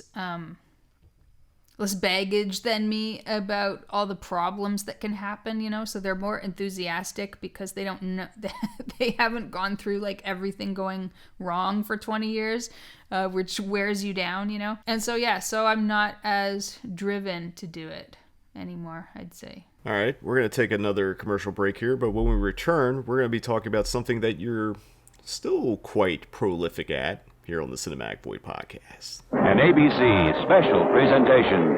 Airport. Burt Lancaster, Dean Martin, Jacqueline Bisset, George Kennedy, Helen Hayes.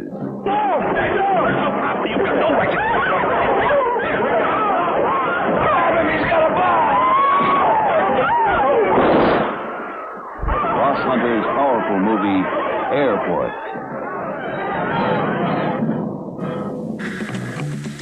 Unbearable suspense that keeps you on the edge of an abyss of terror. Take a cult film odyssey into Cinemadness with Cinematic Void. Based in Los Angeles, Cinematic Void is a film series that specializes in horror and exploitation films. Currently, we are hosting Cinematic Void Up All Night in the Cinemadness movie, a monthly virtual screening series, as well as the Cinematic Void podcast, where we dive deeper into the world of cult cinema. You can find Cinematic Void on the World Wide Web at cinematicvoid.com, as well as Facebook, Twitter, and Instagram. And if you like what we do, you can support Cinematic Void by joining our Patreon. Until next time, see you in the void. Welcome back. We've been talking to Kier-la Janisse first about her new movie, and then about her film programming career. Now we're going to talk about another facet or wrinkle in her, I guess, many talents and skills. We're going to be talking about her writing. And how did you end up starting writing? I know you talked about your zine early on, but when did it move into more of like a bigger picture thing for you? I would say like, so I started my zine in like 1997. And in 99 was the first year I started my festival. And because of the festival, like I did the festival in July, and then immediately afterwards I went to Montreal and I went to the Fantasia Film Festival for the first time. And so this was the first time I'd ever been at a festival with like other horror fans and like other programmers and like my people, you know, like I'd never met people who did the same thing as me and had the same interests as me and stuff. And so I met Tony Timpone and Mike Gingold from Fangoria at that festival. And they hired me to do, like, because I lived in Vancouver, they were like, oh, we always need people to do set visits in Vancouver. And I was like, okay, I didn't even know what a set visit was. And I hated doing them.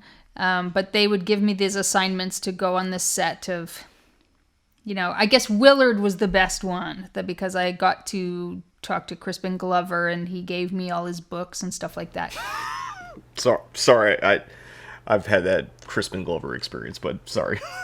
You know, but ultimately I was interested in his books a lot, and so the interview went well because he liked that. He liked talking about his books and his other stuff, you know. That was probably the most interesting one I did, but there was just like lots of stuff where I just hated doing them. Like nothing would happen. You know, you'd be there for the whole day and they would just be doing the same scene over and over and over again for the whole day. And it would just be like a dialogue scene or whatever. And then I'm supposed to write like an article about this. And I remember once going to one of the Texas Chainsaw ones, like the remakes, and getting in shit because my whole article was about the wallpaper in the set. And I was like, yeah, but honestly, the wallpaper was the coolest thing that I saw.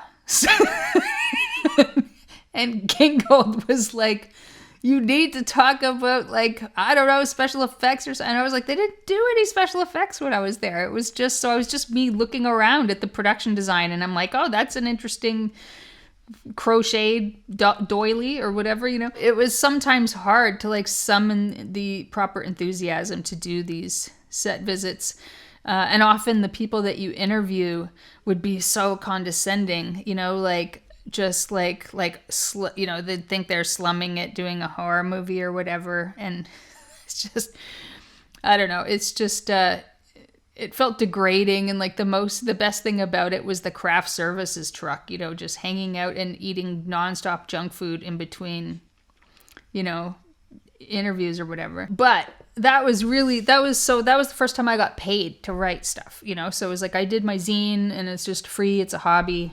But then really early into that, I got paid for the first time. And as soon as you get paid as a writer, you are a professional writer, you know? So I became a professional writer in 1999 and then never looked back. I've almost never done anything free since then because I'm very against it. I hate people who write for free unless it's for their own thing. Like if it's for their own website or their own blog or their own zine or their own like publishing imprint or whatever. But I'm just like, why write for free to support someone else's brand? Because it's like, if you are a publisher or a magazine or whatever, then paying writers has to be in your business model. If it's not in your business model, then you're in the wrong business. You should not be in that business. You know, you should be in some other business. But like, so it's ridiculous to me that there's like all these magazines and stuff that just want free writing from people, and people do it, and the problem with people doing it is it fucks up the whole creative economy, you know, because then it like undermines. It's the same thing with like commentaries and stuff on discs, you know, like there's a lot of people who do it for free, and then it makes it so that, you know, Shout Factory wants to offer me a job and they want to give me $100, you know, to do a commentary, and it's like, no. But they're just like, okay, well, so-and-so will do it for free. So, anyway, and that's my rant about people working for free. But yeah, so I started writing for Fango then, and I would do it like intermittently. And then I met Harvey Fenton from Fab Press at the Fantasia Film Festival, and he, you know, was a publisher. He did all kinds of cool movie books, and he had done Flesh and Blood magazine, and I don't know if like so Eyeball was like Steve Thrower's zine separate from Fab. So Fab Press did a book compendium of Eyeball magazine, but Eyeball existed independently on its own. But yeah, so Harvey just did lots of cool weirdo stuff, and so I told him that I wanted to do a book about Luciano Rossi, and he was like, nobody's going to buy that book, you know, like nobody's going to buy a book about that guy. Nobody knows who he is. And so he didn't want to do it. And so I was like, okay, well, I'm just going to publish it myself. And so then I was working in Texas by that point, and I got Rob Jones, who was a designer friend of mine, who now anybody who collects Mondo posters and all that stuff, everybody knows who Rob Jones is. At the time, he was mostly known for gig posters, doing like tons of White Stripes campaigns and stuff. But so he did the layout for my Luciano Rossi book, and so I was paying him a flat amount of money, and then I was gonna lay it out or get it printed. And I sent some of the pages to Harvey just to show him that I was like doing it anyway. I was like, hey, check out my pages for my book. I'm going to print it. And he actually, that was what made him want to print it, was like, he saw Rob Jones's design and was like, oh, that I can sell. He was like, nobody's still going to know who Luciana Rossi is, and nobody cares about Luciana Rossi, but this is a beautiful book, and I can, this makes me more excited about doing it. So then he decided that he was going to publish it as part of this kind of smaller format series that he was trying to do, that was like some kind of Fab Press essential books, similar to like kind of like the BFI and the AFI like monographs and stuff, except that his, he had one about like Japanese cinema, and then he had my book, and there may have been one other one. It was a very short-lived series, and there was no kind of continuity between what the books would be.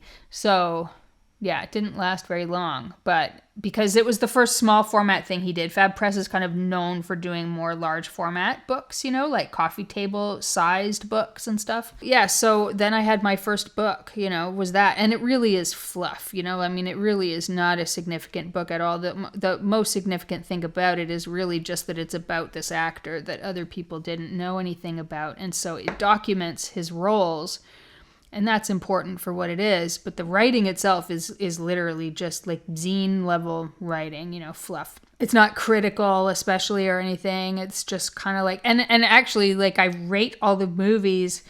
I have a rating system for all the movies. It's like stars for how much screen time he has. So it's like I don't rate the movies for how good the movie is. I only rate it by how much Luciana Rossi is in the movie. And then hearts for how cute Luciana Rossi is in the movie. So every movie has a star rating and a heart rating. And I thought for sure, like, everybody would just make fun of me for this, like all the male fans, because most of the fans of like the spaghetti westerns and Eurocrime films that I knew of at that time were male. And I thought for sure this book is just going to get blasted on all the forums and stuff because of my little hearts. And instead, it was the opposite. Everybody thought it was hilarious and adorable, that I had rated the movies with hearts. So... So it worked out okay, but still nobody bought it, except like, I think 700 people bought it, which is still pretty good though, actually, for a small press thing. But for Harvey Fenton, he just was like, that's abysmal, So for him, that was like low sales. But I was going to say, like, he's an interesting actor. It's like he was in everything from The Conformist, Salon Kitty, tons of Django knockoffs, a couple Giallos, a lot of Eurocrime. So... I mean, I like that book because it's just kind of reference, because like I like character actors and I like bit part actors. It's like one of my favorite actors of all time is Dick Miller, who basically more or less had like a scene in a lot of movies, and that was it. So I appreciate it. Good. Now, after this book, in 2012, you released what I and a lot more esteemed people consider one of the greatest and most important film books ever written. And I'm not overselling it. I think this is one of the most important film books. And if you haven't read it, pause the podcast, start reading it, come back, listen to the rest of this podcast, because it is an essential film book. And of course, we're talking about House of Psychotic Women. Could you tell us how this project came about? It was probably like a decade between when I first started thinking about it and working on it and when I actually finished it. And that is really, it all started, I think, because of two things. One was like my friend Sam McKinley, who was my movie buddy in Vancouver that I used to like pal around with every day watching genre films and stuff. And there were certain types of movies that he would always call like a Janisse special, and they were always these movies with these crazy broads in them, And then same thing, like I worked at this video store and customers would say to me, like they would, they'd ask for movie recommendations all the time. And then I would have customers say to me, every movie you recommend to me has some crazy woman in it. And I was like, really? And so kind of between those two things, I started thinking, oh, that's funny. I really am drawn to those kind of movies. Why is that? And so I decided that I was going to do a book. And I think the title, House of Psychotic Women, came very early on. I think it was literally like, I know what I'll call it, And it was just going to be a book of like 10 essays. So it was just going to be a collection of essays And it was going to be kind of like some stuff I'd already written in my zine, but probably edited to fix it up, which you know, some of the writing in House of Psychotic Women does have an origin in my zine. And then like a bunch of new essays, you know, but it was really just going to be this very limited thing where I was going to pick like 10 movies or something and do like 10 essays about these movies. And this is like, I was still living in Vancouver, and so a lot of changes were happening in my life. And so, you know, I sort of got married and divorced, and then opened this theater that failed like 3 months later, and then I moved to Austin, and so there was a lot of like really major changes, you know. And so anytime I would start a personal project like that, it was constantly getting shuffled, you know, to the back burner or whatever, because I just wasn't having the time to deal with it. Then I moved to Austin and, you know, went through another big spate of working on it again. But I kept redoing the structure, revisiting the structure. I could not figure out, you know, like how I wanted to tell the story. You know, like I decided at a certain point that I definitely didn't want it to be just the 10 essays, because I felt like in the interim, internet writing and blog writing had really exploded. And so there were actually like tons of blogs that had really critical and insightful writing on, you know, some of these films. And I just was like, well, I don't want to do a book that's just a bunch of essays, because then what's the difference between my book and the writing that already exists online, you know? And so I kept sort of working on it, and then I would not work on it for like a year, you know, and then I'd work on it again 6 months later. And so I was constantly like writing notes, and I had just tons and tons and tons of notes. Then I think I moved to Winnipeg in like 2007, and, you know, I had a couple friends there. One was Calum Vattenstall, who, speaking of Dick Miller, wrote a book about Dick Miller. Also wrote a book about Canadian horror films called They Came From Within. And my other friend, Matthew Rankin, who was a filmmaker, most recently made that movie, The 20th Century. I don't know if you've seen it. It's amazing. I haven't seen it yet, but I'm aware of it.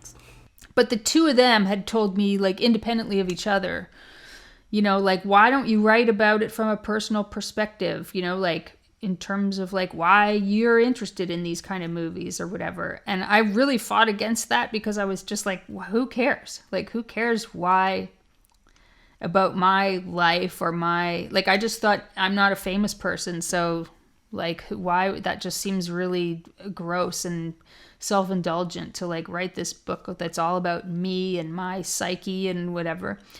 And so I really didn't want to do that, because I just thought that would be lame. But I decided to sort of give it a try. And I realized that once I started writing it like that, it just went fast. Like, it just started going a lot faster. And because, yeah, when you're writing about your own life, you don't have to constantly keep checking reference books to make sure you got the facts right and all that stuff. I mean, because you're just calling shit out of your memory and your own head and your own experience, and nobody can tell you it's wrong or anything. So all the second guessing that you often do in writing, you know, it wasn't there. It just sort of like just flowed out. And, you know, it still took several more years for it to be done, partially because I then wanted to revisit every single movie I had kept notes on all these years. You know, I wanted to watch them all fresh. And I think there's maybe 100 movies or 200 movies that are covered in the book. You know, so that was a lot of watching that I had to do again. So it still took a couple more years after that. I sent the rough draft to Harvey Fenton, who had tentatively agreed to publish it based on the concept and the title. You know, he liked the title, and he thought, you know, any book that like lists a whole bunch of movies for people to buy, like a shopping list, does well for him, you know. So based on the concept and the title, he was sold on the idea. But I still had to, like, he didn't know that I was going to be writing all this personal stuff in the book. And so I sent it to him, and I was like, well, here it is. And, you know, no worries if this is not what you want at all. I get that it's totally different from what we talked about, you know. And I sent it to him, and he emailed me like right away, like the next day or something, saying that he had read the first 4 chapters already. And he was just like, absolutely, he's like, I'm absolutely going to publish this. This is going to change. This is going to be a game-changing book. And I was just like, what? Come on, you know.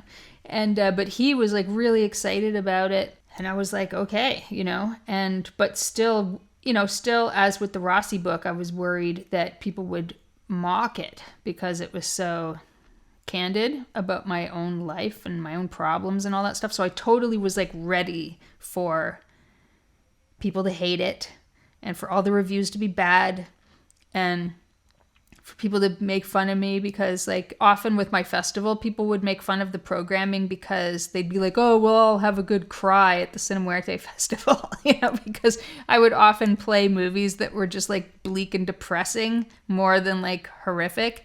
And so some people would like make fun of me for my programming. And so I just expected that it would be like that would be the response to this book. And again, just completely shocked that that wasn't the response and that people liked it and people were just like, this is so weird because these are exactly the kind of movies I like too. Like there was like, it just created this like umbrella for a certain type of film that there were a lot of people that just realized like, yeah, not only do I love those kind of films too, but I tend to look at movies autobiographically as well. Like a lot of other people were like, I look at movies that way too, and I hadn't thought about it or whatever. Yeah. So that just worked out well. And then because I had a film programming background, I mean, this changed things for Fab Press a little bit too, like in terms of their model of how they do things. Because I had a programming background,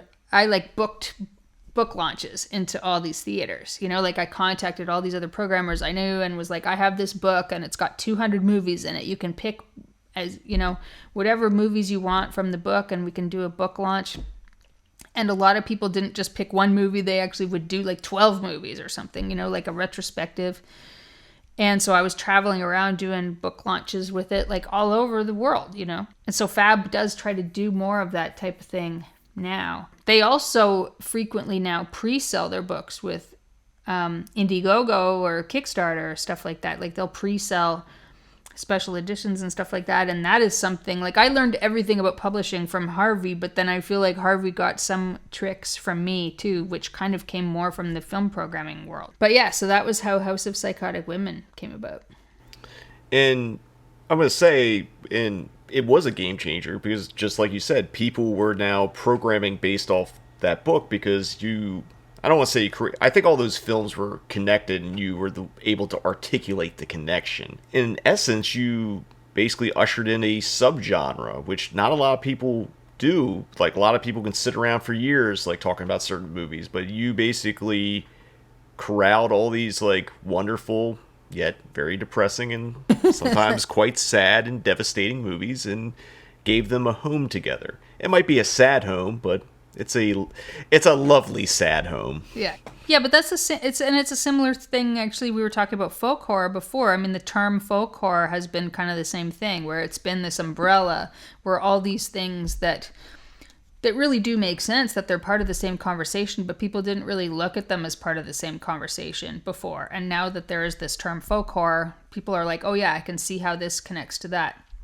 And with House of Psychotic Women, I mean, I have heard people refer to these types of movies as psychotic women movies now, which I'm assuming is from the book. Because I also stretched the boundaries of genre in the book, because like I had to really try hard to not include things like women under the influence and stuff. I was like, certain movies I was just like, I felt like they would totally fit, but at the same time it says horror and exploitation movies on the cover. It's like, so I couldn't include certain movies. But then there were movies like Persona that had been very influential on so many horror movies that it made sense for it to be talked about, And so there are certain movies in there that are not horror movies that are either movies that were influential on other horror movies or movies that were just influential to me personally during like the period that I was going through. So there's like a whole section of the book dealing with kind of teen delinquent films that are like not horror movies at all, but that those movies relate much more to like my personal trajectory in the book. There were already like Paranoid Woman films in the 40s, and I don't know if they were called women's pictures, but I don't know if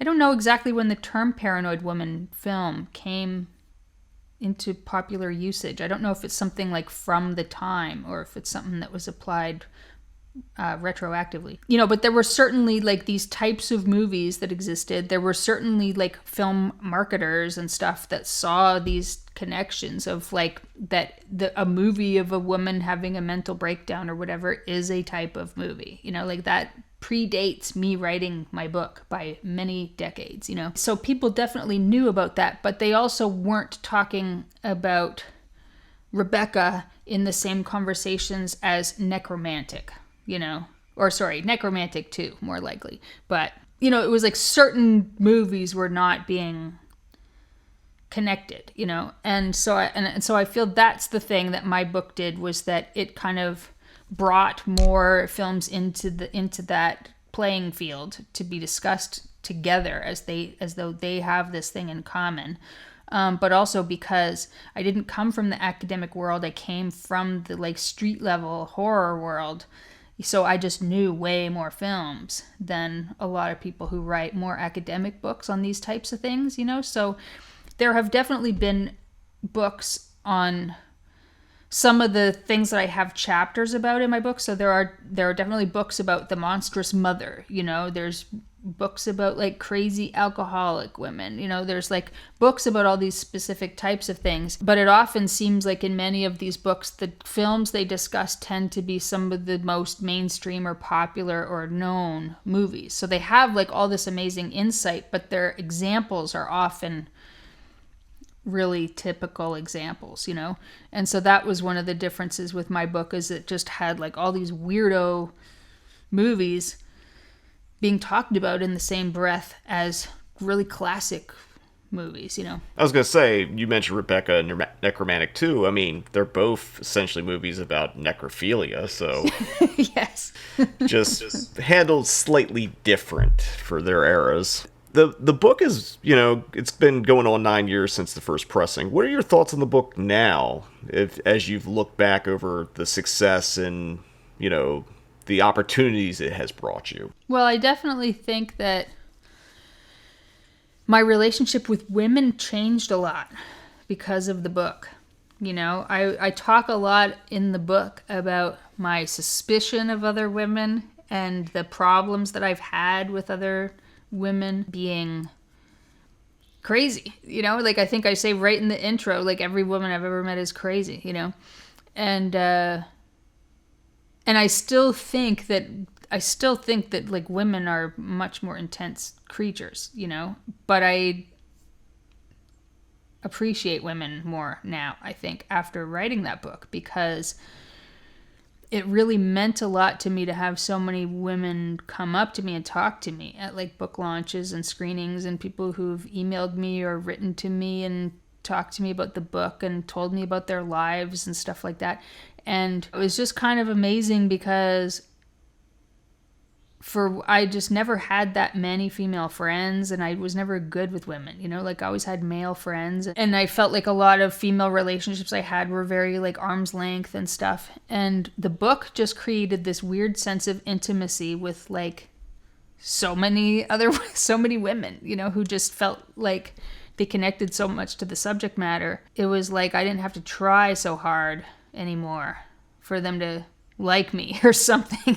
I don't know, that sounds pathetic, but it just opened up my relationship with women a lot more. So I feel like if I was writing the book again now, my criticisms of women would probably be less harsh than they are in the book, you know.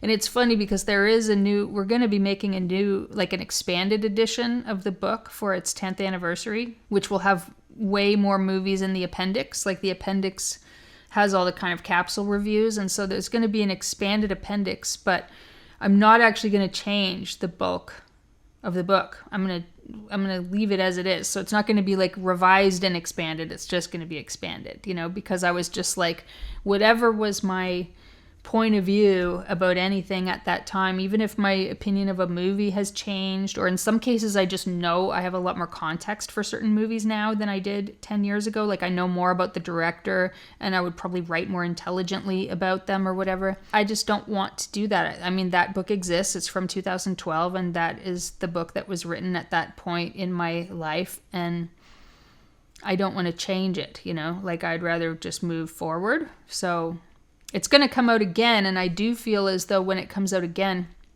there will be people that point out that it's very white, it's very heterosexual, cisgendered. Like, I mean, it's coming from a really specific perspective, you know, and in a way that, you know, seems like it will seem like it's not considered enough, you know, for 2022, you know, compared to 2012. I feel like there's been a lot better writing since that book on some of those movies, you know? So, I mean, I feel as though, like, in comparison, like, anybody who reads the book for the first time with the new edition will potentially be like, you know, like, so-and-so wrote about possession more eloquently than this, you know? And so there's going to be a lot of that. I feel like I wonder whether it can hold up, like, 10 years later in a new edition for, like, a new audience of, like, 20-year-olds or whatever who are just reading it for the first time. You know, like, we'll see, I guess. But yeah, I mean, I'm glad that I did it. There was a time a few years ago when I was not glad I did it. I regretted that I did it because, like, you know, one of the fears that you have putting out a book with that much personal material is that it becomes easy for someone to read it and manipulate you or do something creepy, you know? And so that kind of thing happened. And so there was like a couple of years where I just wished I never wrote it, you know? But now I'm kind of on the other side of that again. And I'm like, okay, well, I'm glad I wrote it because it's the best thing I ever did. I don't know if I'll do something as good as that again, that will like touch people in the same way or affect people in the same way, you know? So I just have to be grateful that I have something like that in my life. Again, I will state, I think it's one of the most important film books out there. Although I don't get the same workout lifting it like a Stephen Thrower book, but that's okay. We all can't have like giant fucking like table. It's not even well, that was a deliberate choice. Harvey wanted it to be that big. I wanted people to be able to take it on the bus. That was my thing. So I like picked a size that was like as big as you can get and still feel comfortable carrying it in your bag on the bus. I was just making a slight joke. I love Stephen Thrower's books, but god damn it, they're fucking heavy. Like, yeah, well, do you have the new Ghastly One book? No, I didn't get the Andy Milligan book yet, but I understand I can't even lift it. It's like on the top of my dresser, and it's like every time I have to move it to dust around, like I can't even lift it. But as we're talking about books and, you know, how they're made and how they're put together, you know, not only are you a published author, you also stepped into the publishing arena yourself with Spectacular Optical. What inspired you to start your own publishing company? Okay, so first of all, I had the website. Okay, now I haven't thought about this in a while, but so I had the website Spectacular Optical, and how that website came about was it was originally, I was working for the Fantasia Film Festival in like around 2010, and they wanted to make a website that engaged their audience year round, you know, that had like articles all year round so that they weren't just like once a year coming and doing this festival. They wanted to somehow keep their fans mobilized all year. And so I started working for them, and my job was to make this website. So I called it Spectacular Optical. So I picked the name. Nobody argued with me about it. Well, it is a Canadian, you know, it's from Videodrome, in case you didn't know. I'm sure people knew. Not you, obviously you knew, but people listening. Yeah.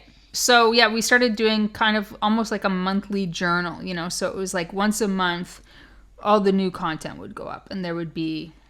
So I did it sort of, I guess, modeled after something like Senses of Cinema or something where it's like each month was a new edition or new volume or whatever. And, you know, I did it for a couple of years, but ultimately the festival didn't like it. They didn't see, because they felt as though when they were looking at the numbers that all the people reading it were not from Quebec. They were not from Montreal, and those were the audiences they were trying to get, because those were the local audiences that were coming to the festival, and that they wanted it to be much more local. But they also felt after 2 years, they felt like they were like, we don't really need this. But I had built the website, like I had worked with the web company and designed the whole thing and stuff. And so Pierre, who runs the Fantasia Film Festival, told me I could just have the website. He was like, well, you built it, you named it, you can have the URL free, you know, just have the website. And so it actually sat there for, I think, like a year, like where I didn't know what I was going to do with it. And then I looked into some grant program. I thought, oh, I can apply for a grant to make, I was like, maybe I can apply for a grant to make Spectacular Optical into like a print journal, like a magazine or something, right? So there could be this could be the website for this like magazine.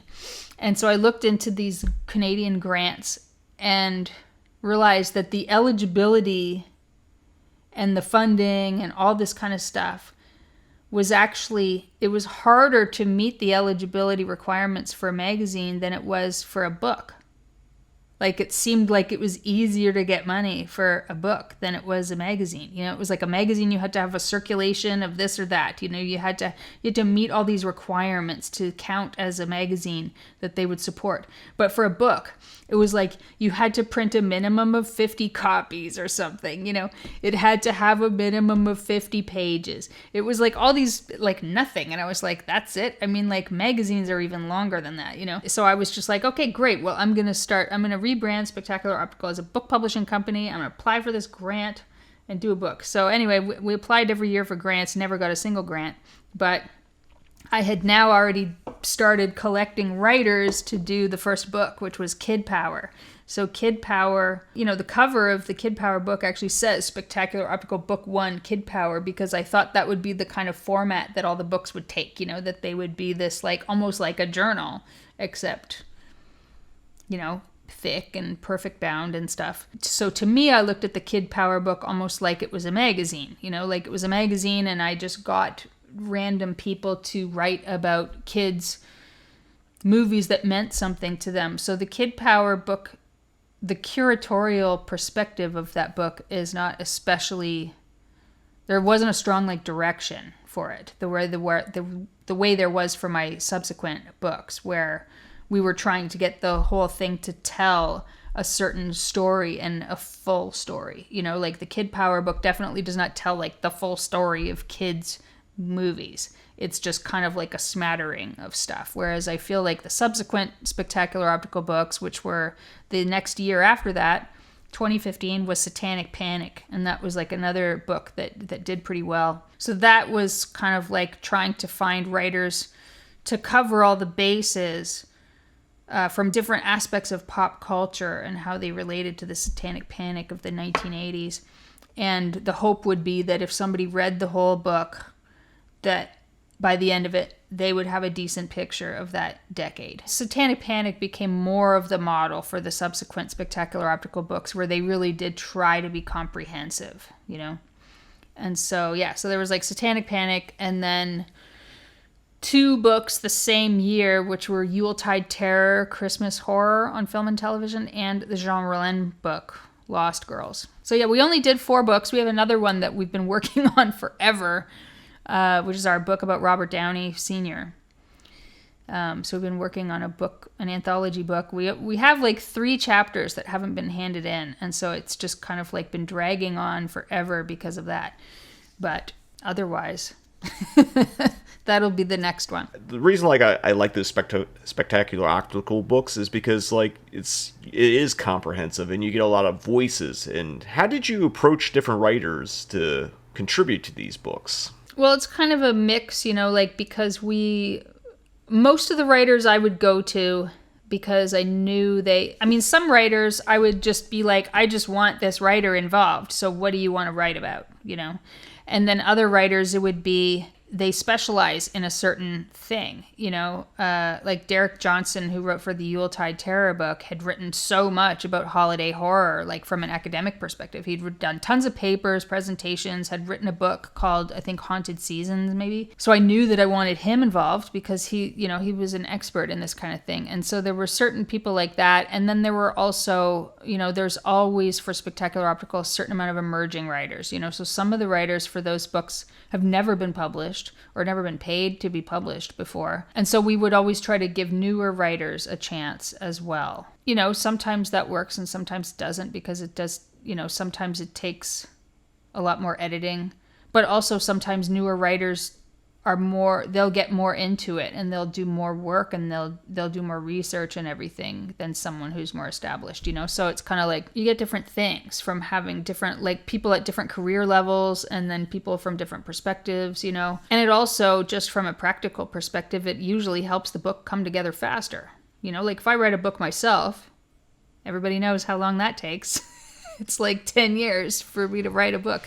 So this is a way for me to still put out books and be promoting stuff and traveling with a book and everything else without it being 10 years. You know, it can sometimes all come together in a year from like conception to publication. So I started doing that. And then the Downey book may be the last spectacular optical anthology, at least for a while, because I realized that by focusing on the anthologies, it took me away from writing my own books, you know? So it's like it just added like how much more time there is before my next book as a writer will come out, you know, because I was like, oh, I should have been paying more attention to my own career, because I've been kind of spent 4 or 5 years kind of promoting other people's careers, and then doing the Miskatonic Institute of Horror Studies is a similar thing, where you're like kind of creating a platform or opportunities for other people to speak and other people to be recognized as experts in their field.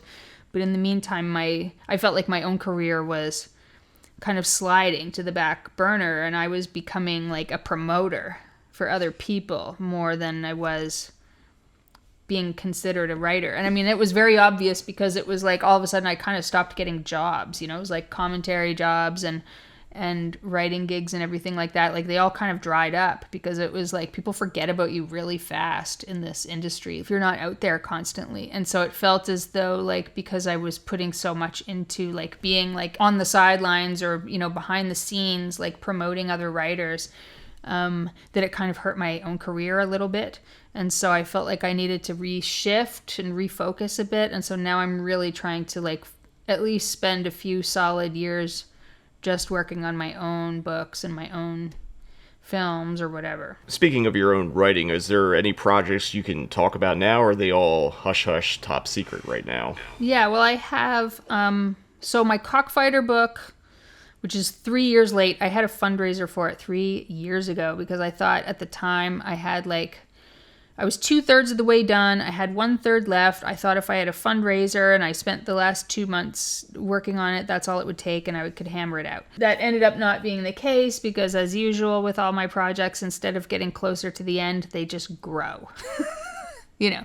And so the Cockfighter book is already beyond the word count of what I imagined that book to be, you know? Like if I wanted, I have enough words now that I could, you know, publish this book, but it's just like, but I still feel like I have like all this more work to do because the scope of it got bigger to me, you know, so it's kind of grown. And so I'm really, really trying to finish that book this year. I just feel like it has to come out this year or I'm going to kill myself. But, so yeah, the Cockfighter monograph, and then the, House of Psychotic Women next edition. I need to work on that. And then there's just other stuff I've edited. So it's like the Robert Downey Sr. book will come together as soon as we get those last chapters in. But I also edited a book for the Alamo Draft House. And it's okay to talk about it because it'll be out by the time this podcast is out. But I edited a book about the history of Weird Wednesday and the birth of the American Genre Film Archive. So this is a book that is an incredibly colorful, fully illustrated book all about the Alamo Draft House's Weird Wednesday series, which started with this initial kind of haul of wrecked, trashed 35mm exploitation film prints. And then that collection kind of became the cornerstone for what is now AGFA. And so it kind of has an oral history of Weird Wednesday. It also has like all the original capsule reviews that were used to sell the movies at Weird Wednesday. Some of which are there are some newer, there's some ones we had to get written new because every time there would be a film that there was something wrong with it. So we'd have like certain movies in the program, but inevitably a bunch of the movies couldn't be played by the time we actually got them inspected or whatever. So they'd have to be like replaced by something at the last minute. And so then there were no surviving promotional capsules for those movies because they weren't planned to be shown. And so in order to include everything that played at Weird Wednesday, we had to get people to write capsules for those movies. So there are like a small percentage of them that are like written now.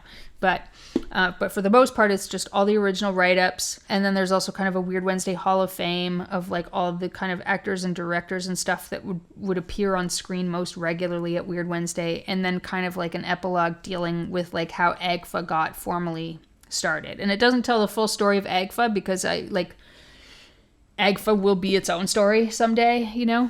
So it just kind of ends with the beginning of AGFA, you know? But to me, it's a real labor of love because it's kind of really focused on those years that I was there and worked there. And so there's a lot of the people I consider to be like the core old school Alamo people that are all interviewed in it and stuff like that. And so it's a very fun and funny book, especially like as a programmer or a print collector. It's got lots of funny stories in it. Amazing. Looking forward to that one. But we're going to take another commercial break here. But when we return, we're going to talk about Kier-la Janisse's academic writing meets her film programming side with a little thing called the Miskatonic Institute of Horror Studies on the Cinematic Void podcast.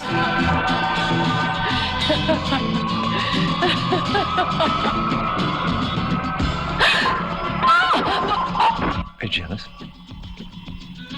I'm not the same as my sister. Son of a bitch. He wasn't satisfied with just killing her. He gouged out her eyes. The blue eyes of the broken doll.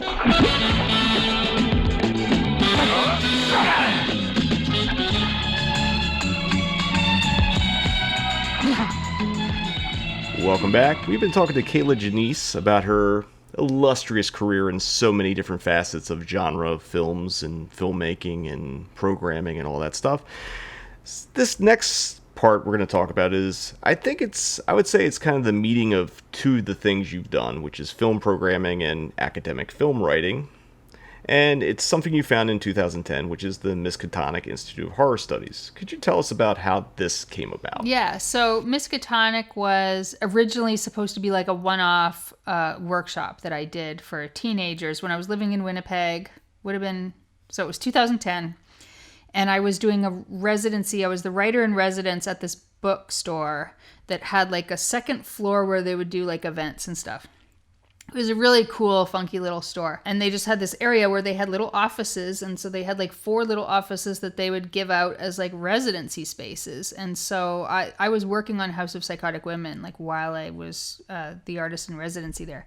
And but part of your residency was that you had to do something that, like, you had to do some kind of an event that engaged the public. So either you had to do like a reading of like whatever you were working on during your residency, or you had to do something. And so it was actually like the guy who owned the place that said like, oh, spring break will be happening and there's never anything for the younger teenagers to do. There's all this stuff for like young kids, and then older teenagers are just off doing whatever they want, but there's nothing for like the kind of 13, 14-year-olds to do. And they were like, why don't you do some kind of horror workshop for the kids? And so I was like, okay. So I decided that I was going to do a 5-day workshop that whole spring break that was all about like horror film criticism, like introduction to horror film criticism for teens. It was not very well thought out at all. I decided to call it the Miskatonic Institute of Horror Studies for Homicidally Distressed Teenagers. They told me to, which was a riff on something else, like a riff on like maybe it's like an Alan Moore comic or something. Like it's a reference to something that I don't even remember. The owner said, we can't call it that. Nobody will send their teenagers if you talk about them being homicidally distressed. So you just call it just Miskatonic Institute of Horror Studies is good enough. And I was like, okay. So I did this workshop and it was just hilarious because like I didn't know anything about teaching or how to teach or how to instruct or how to, like, I didn't know how to do that. And then on top of it, they're like 13 years old and stuff. And so they weren't interested in like reading long essays by all these academic writers and stuff. And so, but it was like every day we would also watch a movie, because the classes were like the whole day too, you know? So it was like, we would have all this discussion, we'd have these readings, and then they would watch a movie. And so the part they liked best, obviously, was watching the movie. And so I had them just reading like all these examples of different styles of horror film criticism, like from Deep Red, you know, I had them reading like Chaz Ballin and like Eyeball and Fangoria, like everything, you know, like all these different zines and stuff like that. And just like talking about the basics of like, you know, what film criticism means and what is its purpose and stuff. And, you know, trying to find your voice or whatever. And at the end of the workshop, I didn't know if it was successful or not, but then some other group like that did, it was like a youth center for like at-risk youth, and they asked me if I would come and do the workshop there for their kids. And I was like, okay. So I went there, and those kids were much more varied in age. Some of them were like 8, you know, and some of them were 16. And all of them had a bad attitude. They were all like delinquents, you know. And they had no interest. So I had all this photocopying I had done. I had, you know, just printed out so many of these like articles and essays and stuff. And they were just like, nope, not going to read shit, you know? So the first day, it was like a 2-day workshop with them. The first day I played The Haunting of Julia, which they hated. You know, they were just like, oh my God, this is so boring. Nothing is happening, you know? And so then the next day I was just like, oh my God, this is a disaster. Like, what am I going to do? Like, they hate it. They don't want to, you know, like they don't want to engage with anything. I don't know how to teach anybody anything. And so then the second day I just showed them Stuck by Stuart Gordon. And they loved that movie. They loved it. So they were just like begging the teacher to get me to come back and do another workshop. and so I was like, no, I don't want to do it. But so it was like, really, they just wanted to watch movies with like sex and violence in them. But that was kind of how it started. And then I was like, well, you know, like, I know Calum Vattenstall, and he had done this book about horror, Canadian horror. Maybe I can get him to do do a lecture on Canadian horror back at the bookstore that had, you know, let me do the first workshop.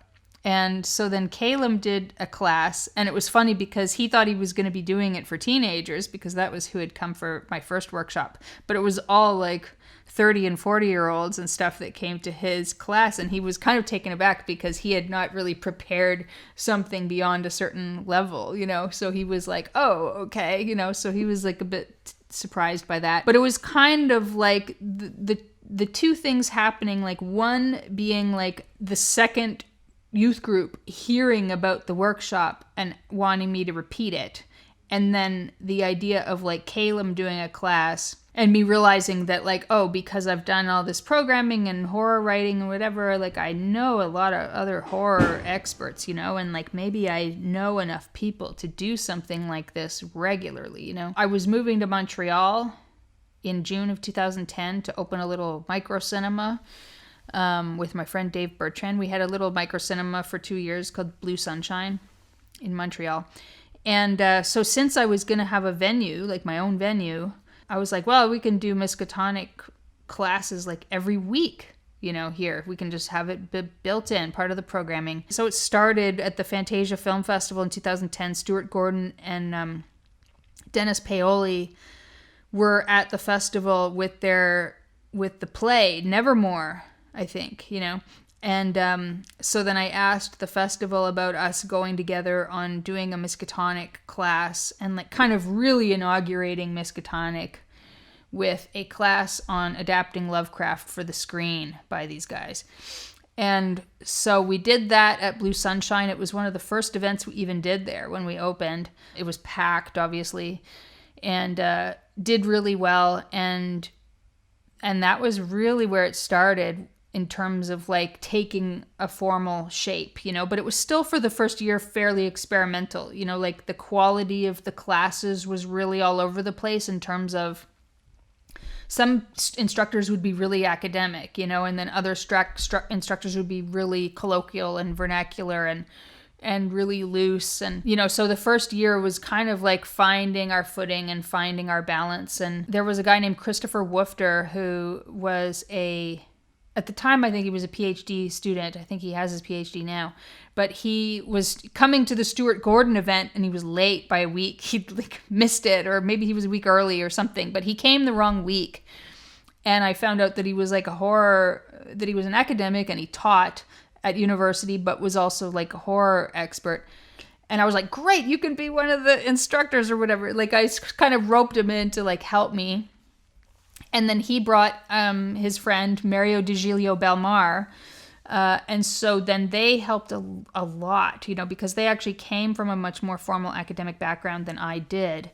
And so they really helped kind of build the level of standards that Miskatonic has, you know, like just in terms of trying to have this like consistency in the classes and stuff. You know, we would argue a lot about the experience that the lecturers had to have. I required people to have like formal documented expertise that they were horror experts. So that meant that they wrote books about horror, or they had whatever, tons of essays about horror, or they were a journalist for a magazine, you know, like they were known as a horror person. Whereas some of the people that they would get came from completely outside of the horror world, and they would kind of like assign them something that would be that they thought that person could do or could have an interest in. And I didn't like that as much, because I was just like, I wanted the person, you know, like I didn't want it to be something they did a crash course in and then taught. You know, like I wanted them to be coming with this like years and years of expertise already, you know, because otherwise there's no difference between like our audience could also just do a crash course, you know, like they can spend a month reading about the stuff too, you know. So it was like, to me, the difference was like having the instructors that actually had that background. You know, all that said, without Mario and Chris, I don't know that it would have survived at all, because they really, really gave it the backbone that it needed. You know, it really needed this strong foundation, and I feel like they gave it that, you know, because I've always been like very much like, I have these ideas. I'm often like the idea person. I'm not always the best person to execute my ideas. You know, like there's other people who can execute my ideas less sloppily than me. Like things tend to be a little sloppy sometimes when I'm doing them, because I'm just kind of like, I don't know, I have this great idea and I want to do this thing, but I'm a bit shambolic and stuff, you know, and sometimes there are other people that are like just more organized or more patient or more like whatever, that can actually take that idea and make it into something that works, you know. And I feel like all the people who've been involved with Miskatonic over the years have been those people, you know, like I've teamed up with a lot of people because they have these skills that are that balance whatever the skills are that I have, you know. And so Miskatonic grew, and it, you know, we opened a branch in London, opened a branch in New York, opened a branch in LA. The Montreal one closed because I moved away, and Mario and Chris started their own organization called Monstrum, where they are doing classes. They're doing similar types of classes, but they're kind of doing it their own way. So, you know, they don't have to argue with me anymore about how they want to do things. And they also have a journal. So they're totally set up doing their own thing. And so we didn't have a Montreal branch anymore. But London, New York, and LA, they all have different co-directors. And obviously, like, when I first started the London one was the first time I started one in a place where I didn't live, you know, so that it was like I knew it was a good idea, and I knew there were tons of scholars in the UK who specialized in horror, much more than anywhere else probably. But I needed somebody on the ground, you know, to actually run it. And so I got my friend Virginie Salavi to run it for the first like 2 years, I think. And then Josh Sacco took over after that. And he had come from an exhibition background, and so he was really great on the promotion side and stuff. And then, so the idea would be that I would like co-direct with that person, whoever was local. But in Josh's case in London, I mean, he just took it, you know, like he didn't need me actually to do anything, because he was great. And so then New York, I started originally with Mark Walco, who's kind of like an Asian film expert. He used to work for Criterion and stuff. And then Joe Yannick from Yellow Veil Pictures became my partner. And they've just announced a new co-director, Christina Cachopo, who was a programmer at the Alamo Drafthouse in Brooklyn, is going to be one of the co-directors there. And then Amy Voorhees Searles and Graham Skipper are the co-directors for LA. And it was, yeah, it's kind of like when I lived in LA, I was the co-director there, or I was pretty much the only director. And then I moved away from LA. So I got Graham and Amy to take over, and everybody's just, it's like these amazing teams of people who are all horror experts in like different areas, and they all have different strengths. Like some people are very much like behind the scenes type of people, and then other people are very much just good at being like on stage doing the intros, and you know, so it's like a really great team of people doing it. And it got to be such a strong group of people that I felt I was actually able to step away and, like I said earlier, try to focus a bit more on my writing, try to get some books done.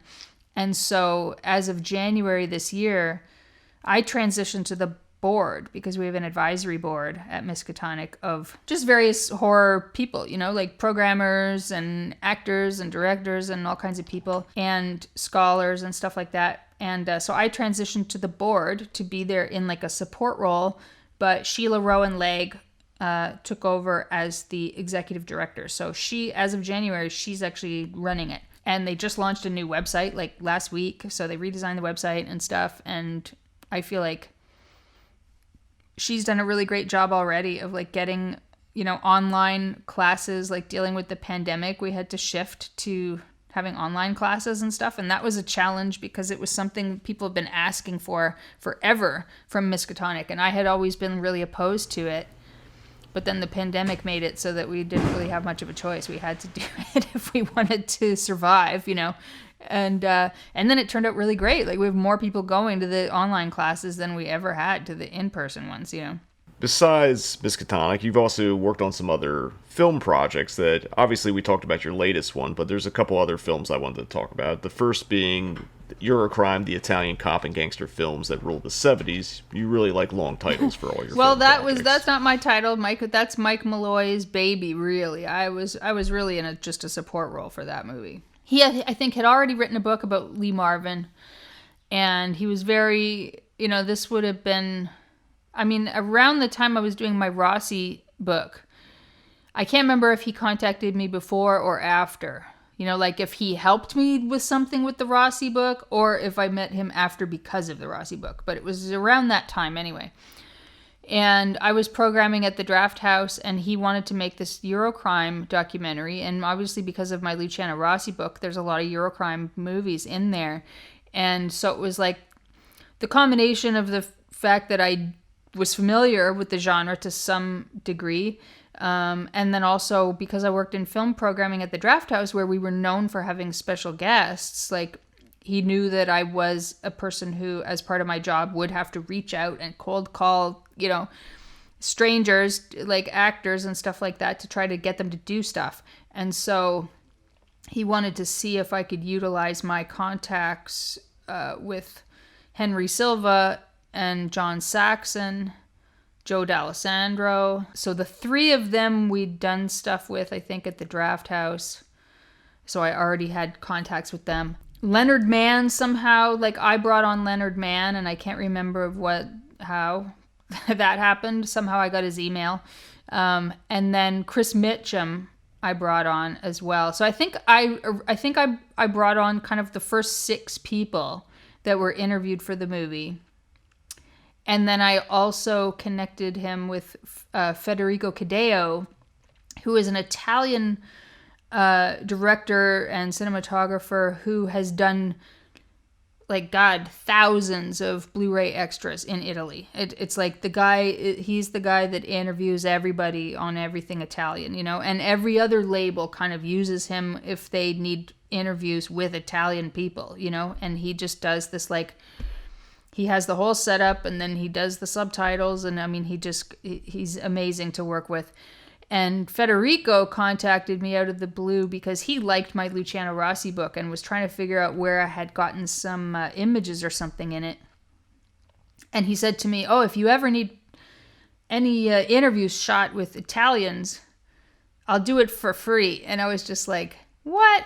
And so I was just like, I was like, well, what about these people? And I just listed like all these Eurocrime directors and actors. And he was like, oh, yes, I'm seeing that person tomorrow. And I'm seeing that person in 2 weeks. And I was just like, are you serious? And I was like, because I actually do need interviews with all these people, you know?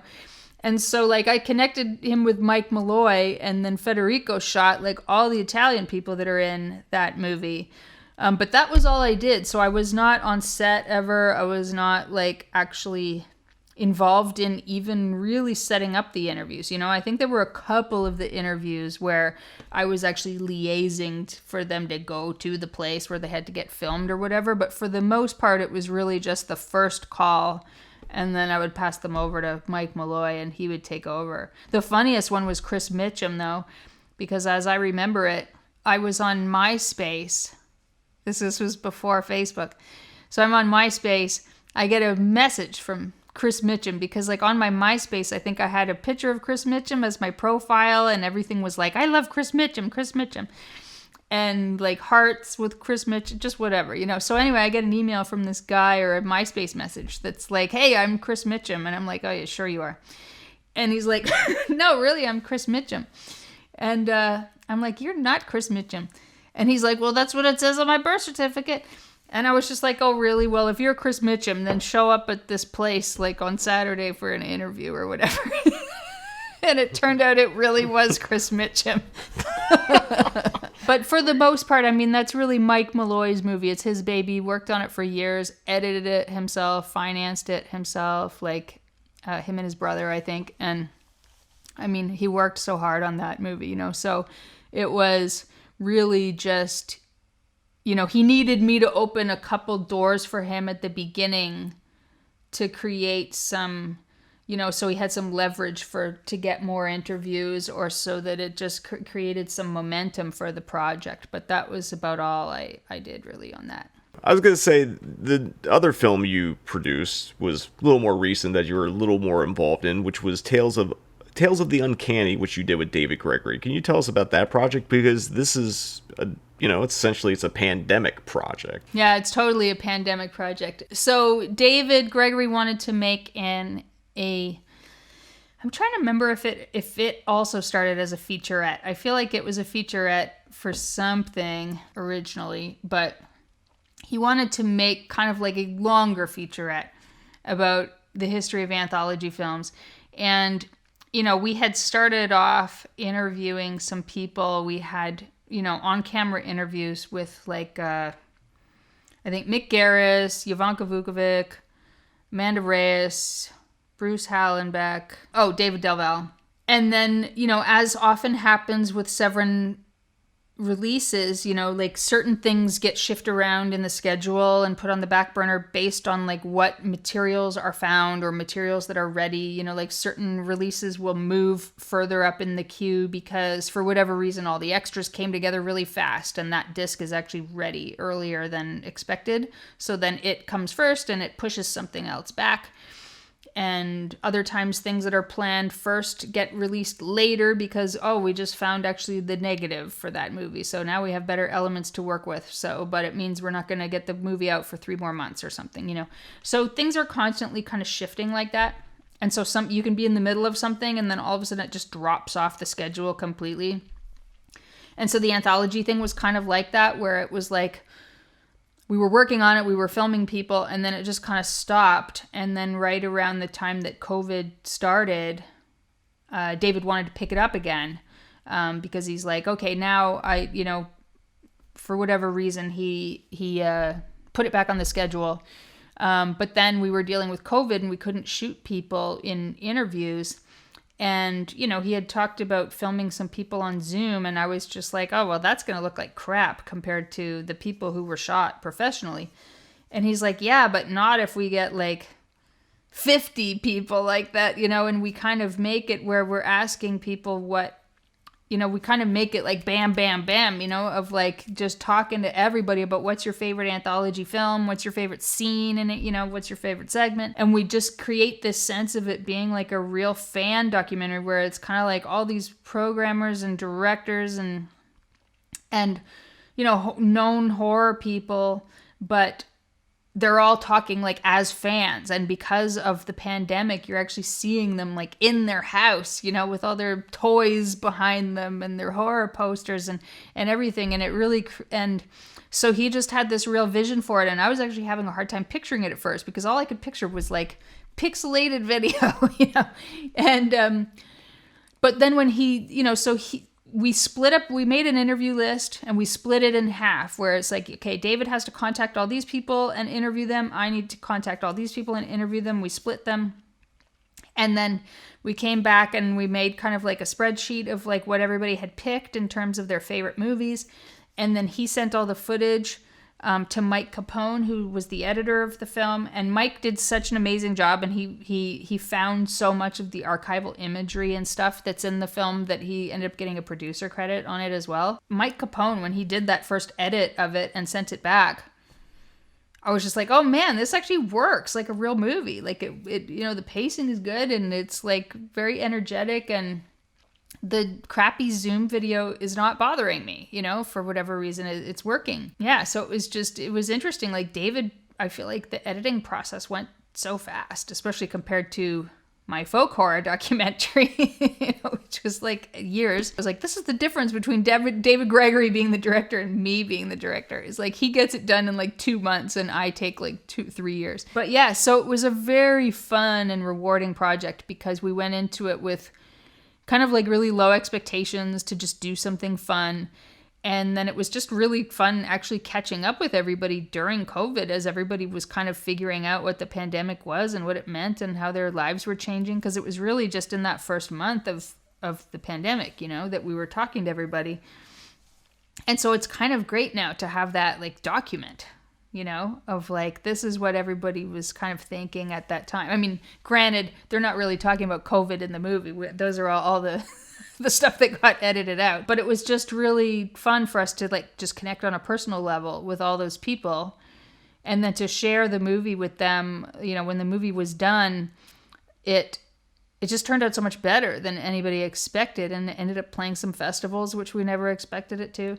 And winning some audience awards and stuff like that. And so we were really happy with it. It was just like, it was a very life-affirming project in a lot of ways. We're going to take one final break here on the Cinematic Void podcast, but when we return, it'll be Read, Watch, and Listen.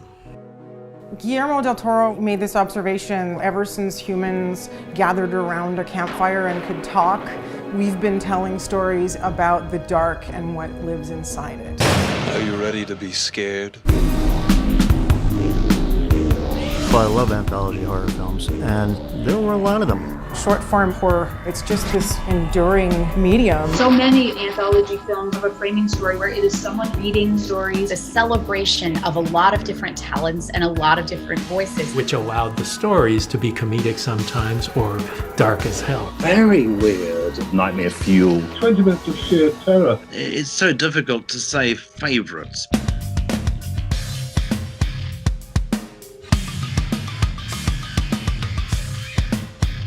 But I really like the Corman Poe stuff. I mean, do I like Tales from the Crypt or what? You were pushing with that makeup. That was a seminal image. One of the first film posters I ever designed was Monster Club. It was just monsters, it was gore, it was fun. This isn't the bloody army. This isn't the bloody army. This is not the bloody army. It might be good to actually do a poll. There's always a lot of debate about what's their favourite episode, what's their favourite film. We interviewed over 60 different people. I mean, I've seen lots of Leviticus, Black Sabbath, Creepshow 2. Yeah, that's a great one. I just was like, You were always kind of cherry picking which segment you like best. I just couldn't narrow it down to one. The high point to me has always been A Dead of Night. That little segment is one of the most terrifying films I've ever seen. It's one of my absolute favorites. It was really fantastic. But even though I worked on Creepshow, it's my favorite. I share that sensibility with a lot of horror fans. Perfect. There's something about that human desire to want to tell scary stories to each other.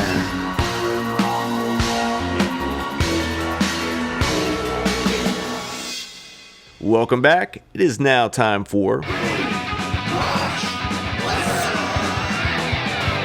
here on the Cinematic Void podcast, where we talk about all the things we've been reading, watching, and or listening to since the last time we recorded a podcast. Now, obviously, we're recording this a little out of order, so Nick and I's list is going to be not going to really work out when you hear this episode, but hey, it's what it is.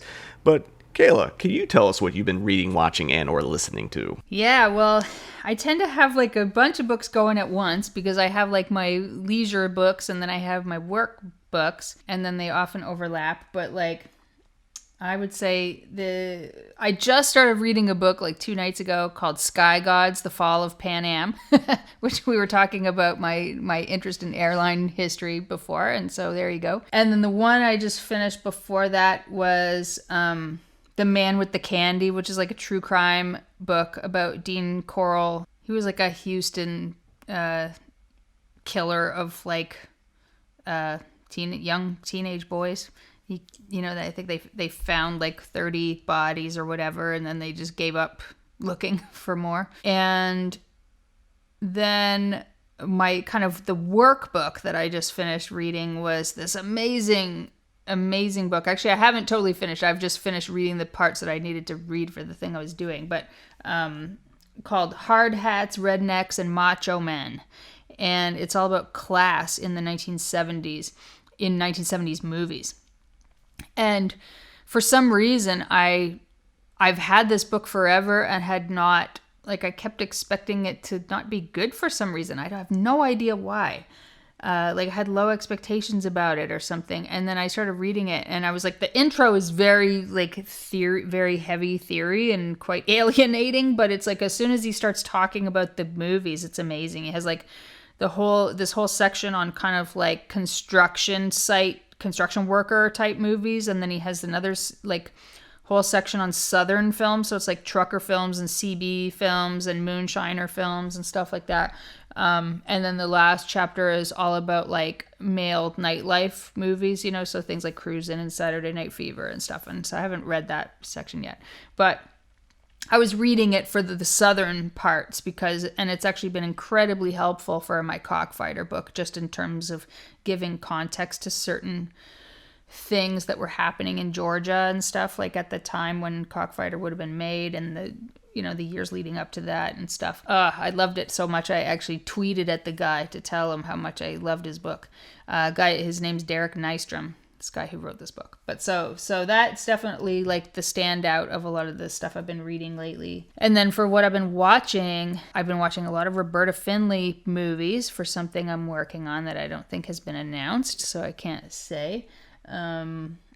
But so watching a lot of like her porn stuff, which I had not watched before. Like I'd watched some of the 60s roughies and stuff that she did with Michael Findlay, but I had not watched her like solo films as a porn director. And that's been really interesting because like some of them are just like sloppy and whatever, but some of them are great, like just really funny and like really creative, beautiful production design and stuff. Like Anyone But My Husband is great. It's really funny.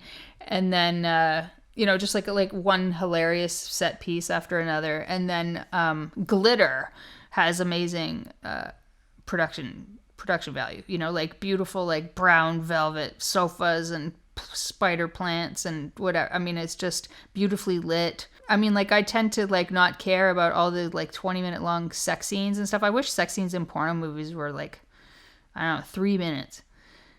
I feel like 20 minutes is too long.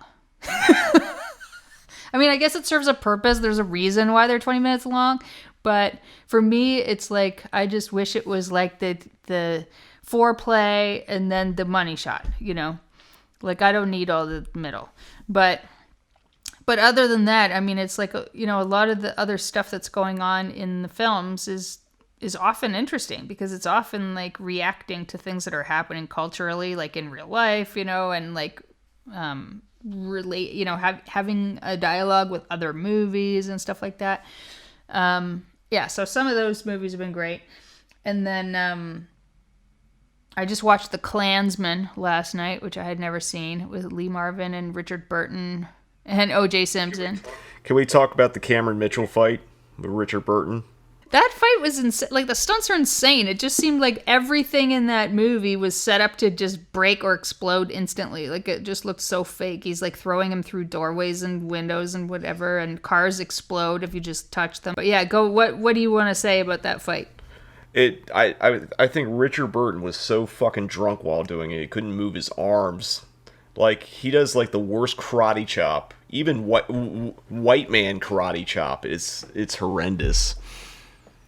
Yeah, I was not impressed with Richard Burton in that movie. I was impressed with Lee Marvin, though. I thought because apparently Lee Marvin was also drunk, but he still came across as great in the movie. I think Lee Marvin, like Oliver Reed, even if they are inebriated or drunk, or whatever stage of how much they've consumed before doing a movie, they have the charisma to like get past it, where Richard Burton was just like, you need to take a cold shower and sober up before you fight Cameron Mitchell again. Yeah. Yeah.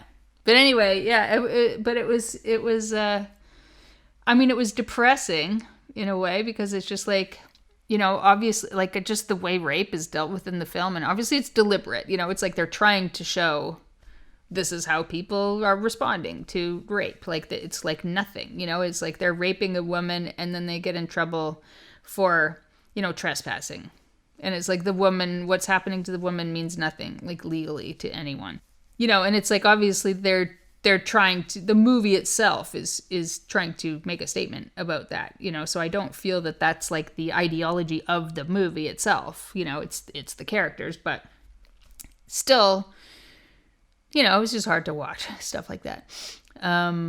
But, you know, Lee Marvin, his performance was great. There is some great cinematography.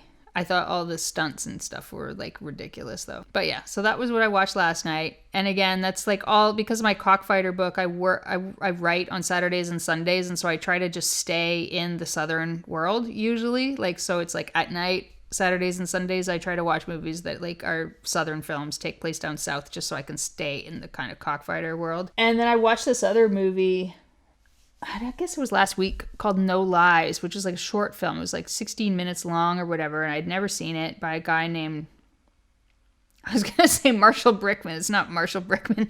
It's, no, I can't remember his name. But it's like a story, but it's just like a cinema verite type film about a woman who's getting ready, and the person behind the camera is just kind of like, he's got a camera and he's playing around with it, and he's a filmmaker, and he's just trying to get her to talk about her day and what she's doing or whatever. And at some point she reveals that she was raped like the previous week, and but she's like kind of trying to laugh it off and make like, oh, well, this crazy thing happened, and like, yeah, I don't know, like that was what happened to me last Tuesday or whatever. And the guy who's like behind the camera just keeps pushing her for not only like more detail about it, but also pushing her like why she didn't react a different way, like why she didn't report it to the police and why she didn't do this or that, and then he starts like getting like really aggressive with her about like what she should have done and how she should be reacting and how she should be feeling and how she, you know, and all this stuff, until eventually like the woman is crying and stuff.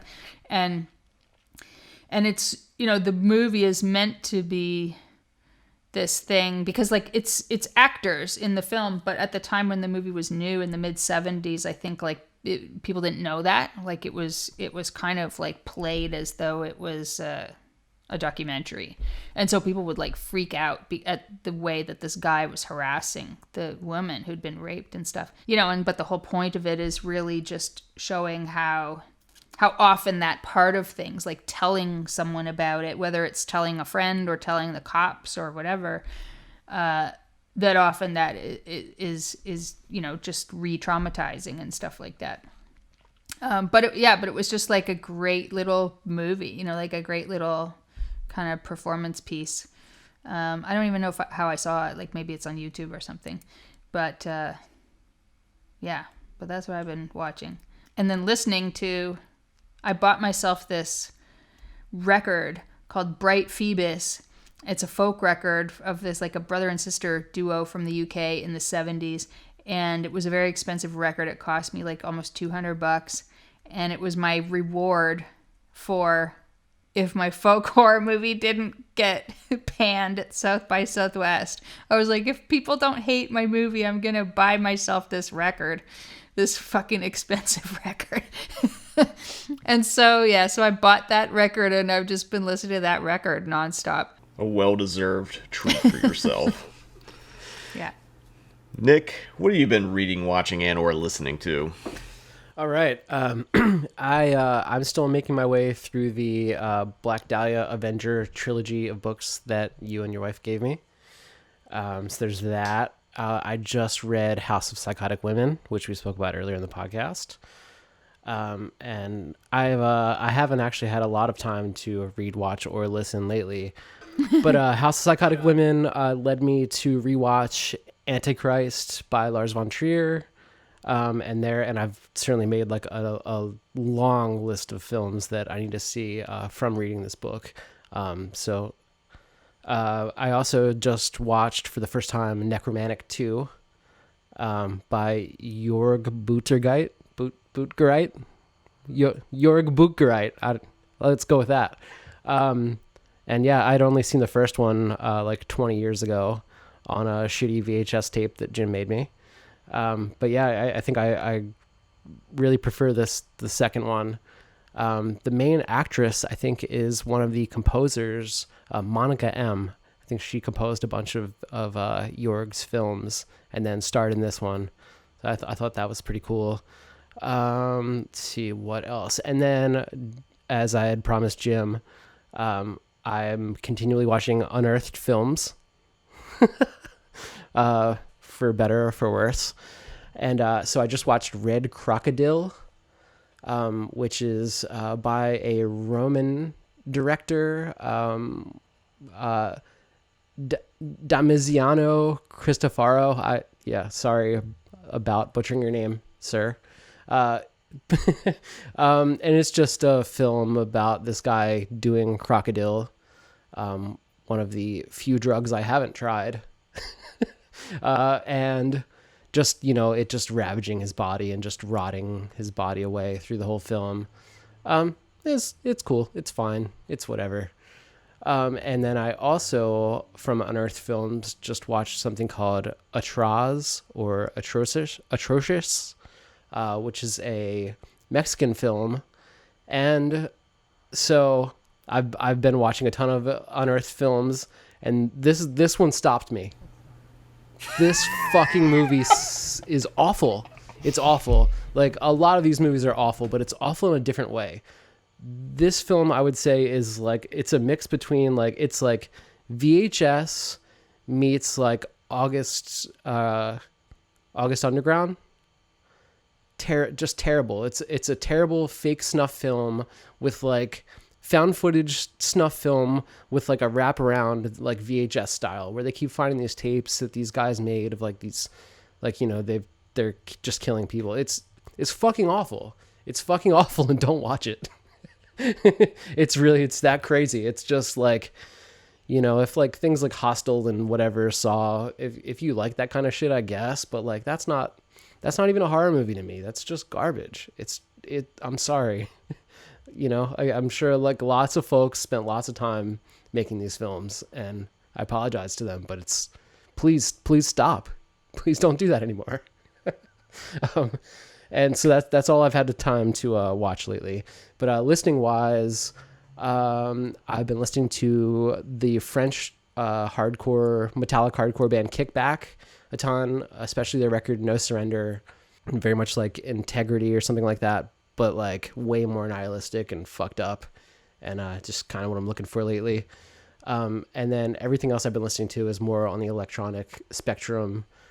Cherry Point, Night of the Bloody Tapes, which is Phil, who you may know from The New Beverly. And he makes crazy noise music and has put out like 100 and some releases at this point. And he's fucking awesome.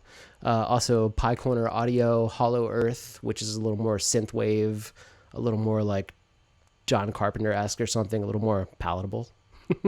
And then also Atrax Morgue in Search of Death, which is just nihilistic, fucked up noise, power electronics, just the embrace of death sonically. So that's what I've been up to. I'm actually shocked that you talked about an unearthed film where you didn't highly recommend it afterwards. Do yourself a favor, get Evil Dead Trap when it comes out. Please, and also or get Rock and Rule. Didn't Unearthed Films release Rock and Rule? Did they? They might. The animated film, and I've thought like, oh, that's a weird. That's a weird choice for that label. They also put out Unnameable, which is a really, really great non-directed by Stuart Gordon H.P. Lovecraft adaptation that doesn't involve any kind of snuff film, Nick. That you might be disappointed. Well, it's Lovecraft though, so I'm into that. Yeah, just no snuff and penises or whatever else is in most of these movies. For my rewatch and listen, I haven't been reading much. I know, but I've watched a couple of things that's going to give away when we actually recorded this episode. I watched Walking the Edge, which is stars Robert Forster and Nancy Kwan. It's a movie I'd seen years ago, but Fun City Editions just put it out on Blu-ray, so it was kind of nice to revisit it.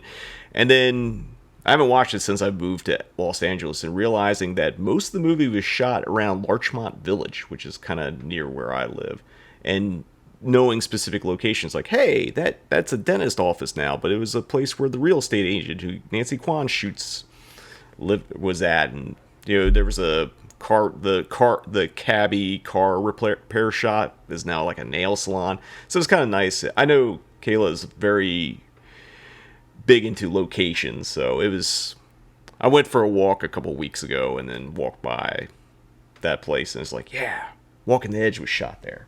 Also live near the liquor store from Neon Maniacs, so that's close to my heart. I also watched Picnic at Hanging Rock. I hadn't watched that in ages, and I don't know why, but I got an inkling to watch it for some reason. I think it might have been something you and I were talking about, Nick, that brought it up. I can't remember what it was, but it was kind of a nice revisit. And because it was recently 4th of July, I watched my favorite 4th of July movie. No, it's not Jaws, it's Roller Coaster. I'm glad Sparks has become a household name, because there's a really great Sparks scene in Roller Coaster that I'm hoping more people talk about. And it was a movie. I love Roller Coaster. I think we already talked about it. We did a 4th of July episode last year, but like, I can't state how much I love Roller Coaster as a movie. It's one of those universal like disaster sense around movies, except the disaster is a mad bomber played by Timothy Bottoms that's threatening to blow up amusement park rides unless he gets his money, and a safety inspector, which is a great working class job if I ever heard one. Or amusement park safety inspector, played by George Segal, must stop him. The last thing I also watched on 4th of July. Not that it's 4th of July related, but it's kind of a nice summary movie, I'd say. It's The Town That Dreaded Sundown, which by Charles B. Pierce. Hadn't watched that for ages. I forgot he plays like the comic relief role, which was a thing in lots of 70s exploitation movies. Like, let's do this hard, nasty exploitation film, and then have comedy for no reason that doesn't quite work. One of my favorite aspects of those movies. Like the bumbling cops in Last House on the Left. Oh, Jesus. It's such a tonal, like, shit show. It's just like, I mean, they're in the back of the chicken truck and all that, but like, it was a thing. It's just like, we need to break up the tension, so let's put the most ridiculously inappropriate comedy scene in a nasty, nasty exploitation movie. Listen-wise, listen to Raekwon Only Built for Cuban Links, because just got tickets since him, Ghostface Killer, and the Jizza are all doing a Wu-Tang tour playing, like, I guess their debut albums. Listen to Ransom 7, which is Ransom's kind of a, I don't want to say he's a newer rapper, but he's kind of more old school. Nick introduced me to him, and it's kind of a 7 Deadly Sins themed rap record, which is pretty cool. Been listening to some death metal as well. We'll listen to the new Witch Vomit, Abhorrent Rapture. It's an EP. It's like 4 songs in 18 minutes. Definitely more on the thrashy death metal end of things. Also listen to new Cerebral Rot, Excretion of Mortality, which both those records came out on $20 spin, so gave those a spin, and then decided to just have some jazz as well, because let's be varied here. threw on John Coltrane, My Favorite Things. Classic record, not the most avant-garde of Coltrane's career, but it's a nice record. And I also put on Thelonious Monk, Genius of Modern Music. So that's what I've been reading, watching, or listening to. Or just watching and listening, since I'm not really reading. It's too bad Witch Vomit wasn't the jazz band. My Favorite Things by Witch Vomit. Maybe they'll cover it. I would like to see. I know Chris Barnes, who used to be in Cannibal Corpse, and his band 6 Feet Under did a bunch of weird like cover records where they covered like songs a death metal band had no reason to ever cover. Can't say those are great albums, but I could see Chris Barnes crooning My Favorite Things. There we go. Kayla, I want to thank you for joining us on this podcast and talking about your amazing career and your continued success. Where can people find you online? Well, luckily, I have my own website as of earlier this year. So it's my name, Kier-la-Janisse.com. However, my name is impossible to spell, so probably no one will ever find it trying to look that up. Also, it doesn't have a hyphen in it, I don't think, in the URL. My name has a hyphen in it. So Kier-la-Janisse.com, somehow, if people can find that. And then there's also the folk horror film has its own website, WOODLANDS DARK Days Bewitched.com. Both of them, the email goes to me directly. So if people need to reach me, they can do it that way. And they both link to each other, So, but yeah, Kier-la-Janisse.com has all of my stuff. It's got all my programming, writing, upcoming projects, films, everything. Yeah, and then I'm also on Instagram, just under my name, and Twitter I'm on as like Big Smash Kayla, and then Facebook I don't accept people as friends, so don't bother. Well, for some reason I'm really paranoid because I use Facebook as like I'll actually post shit there when I'm drunk and mad or something, and like so I don't actually accept someone there unless I really know them.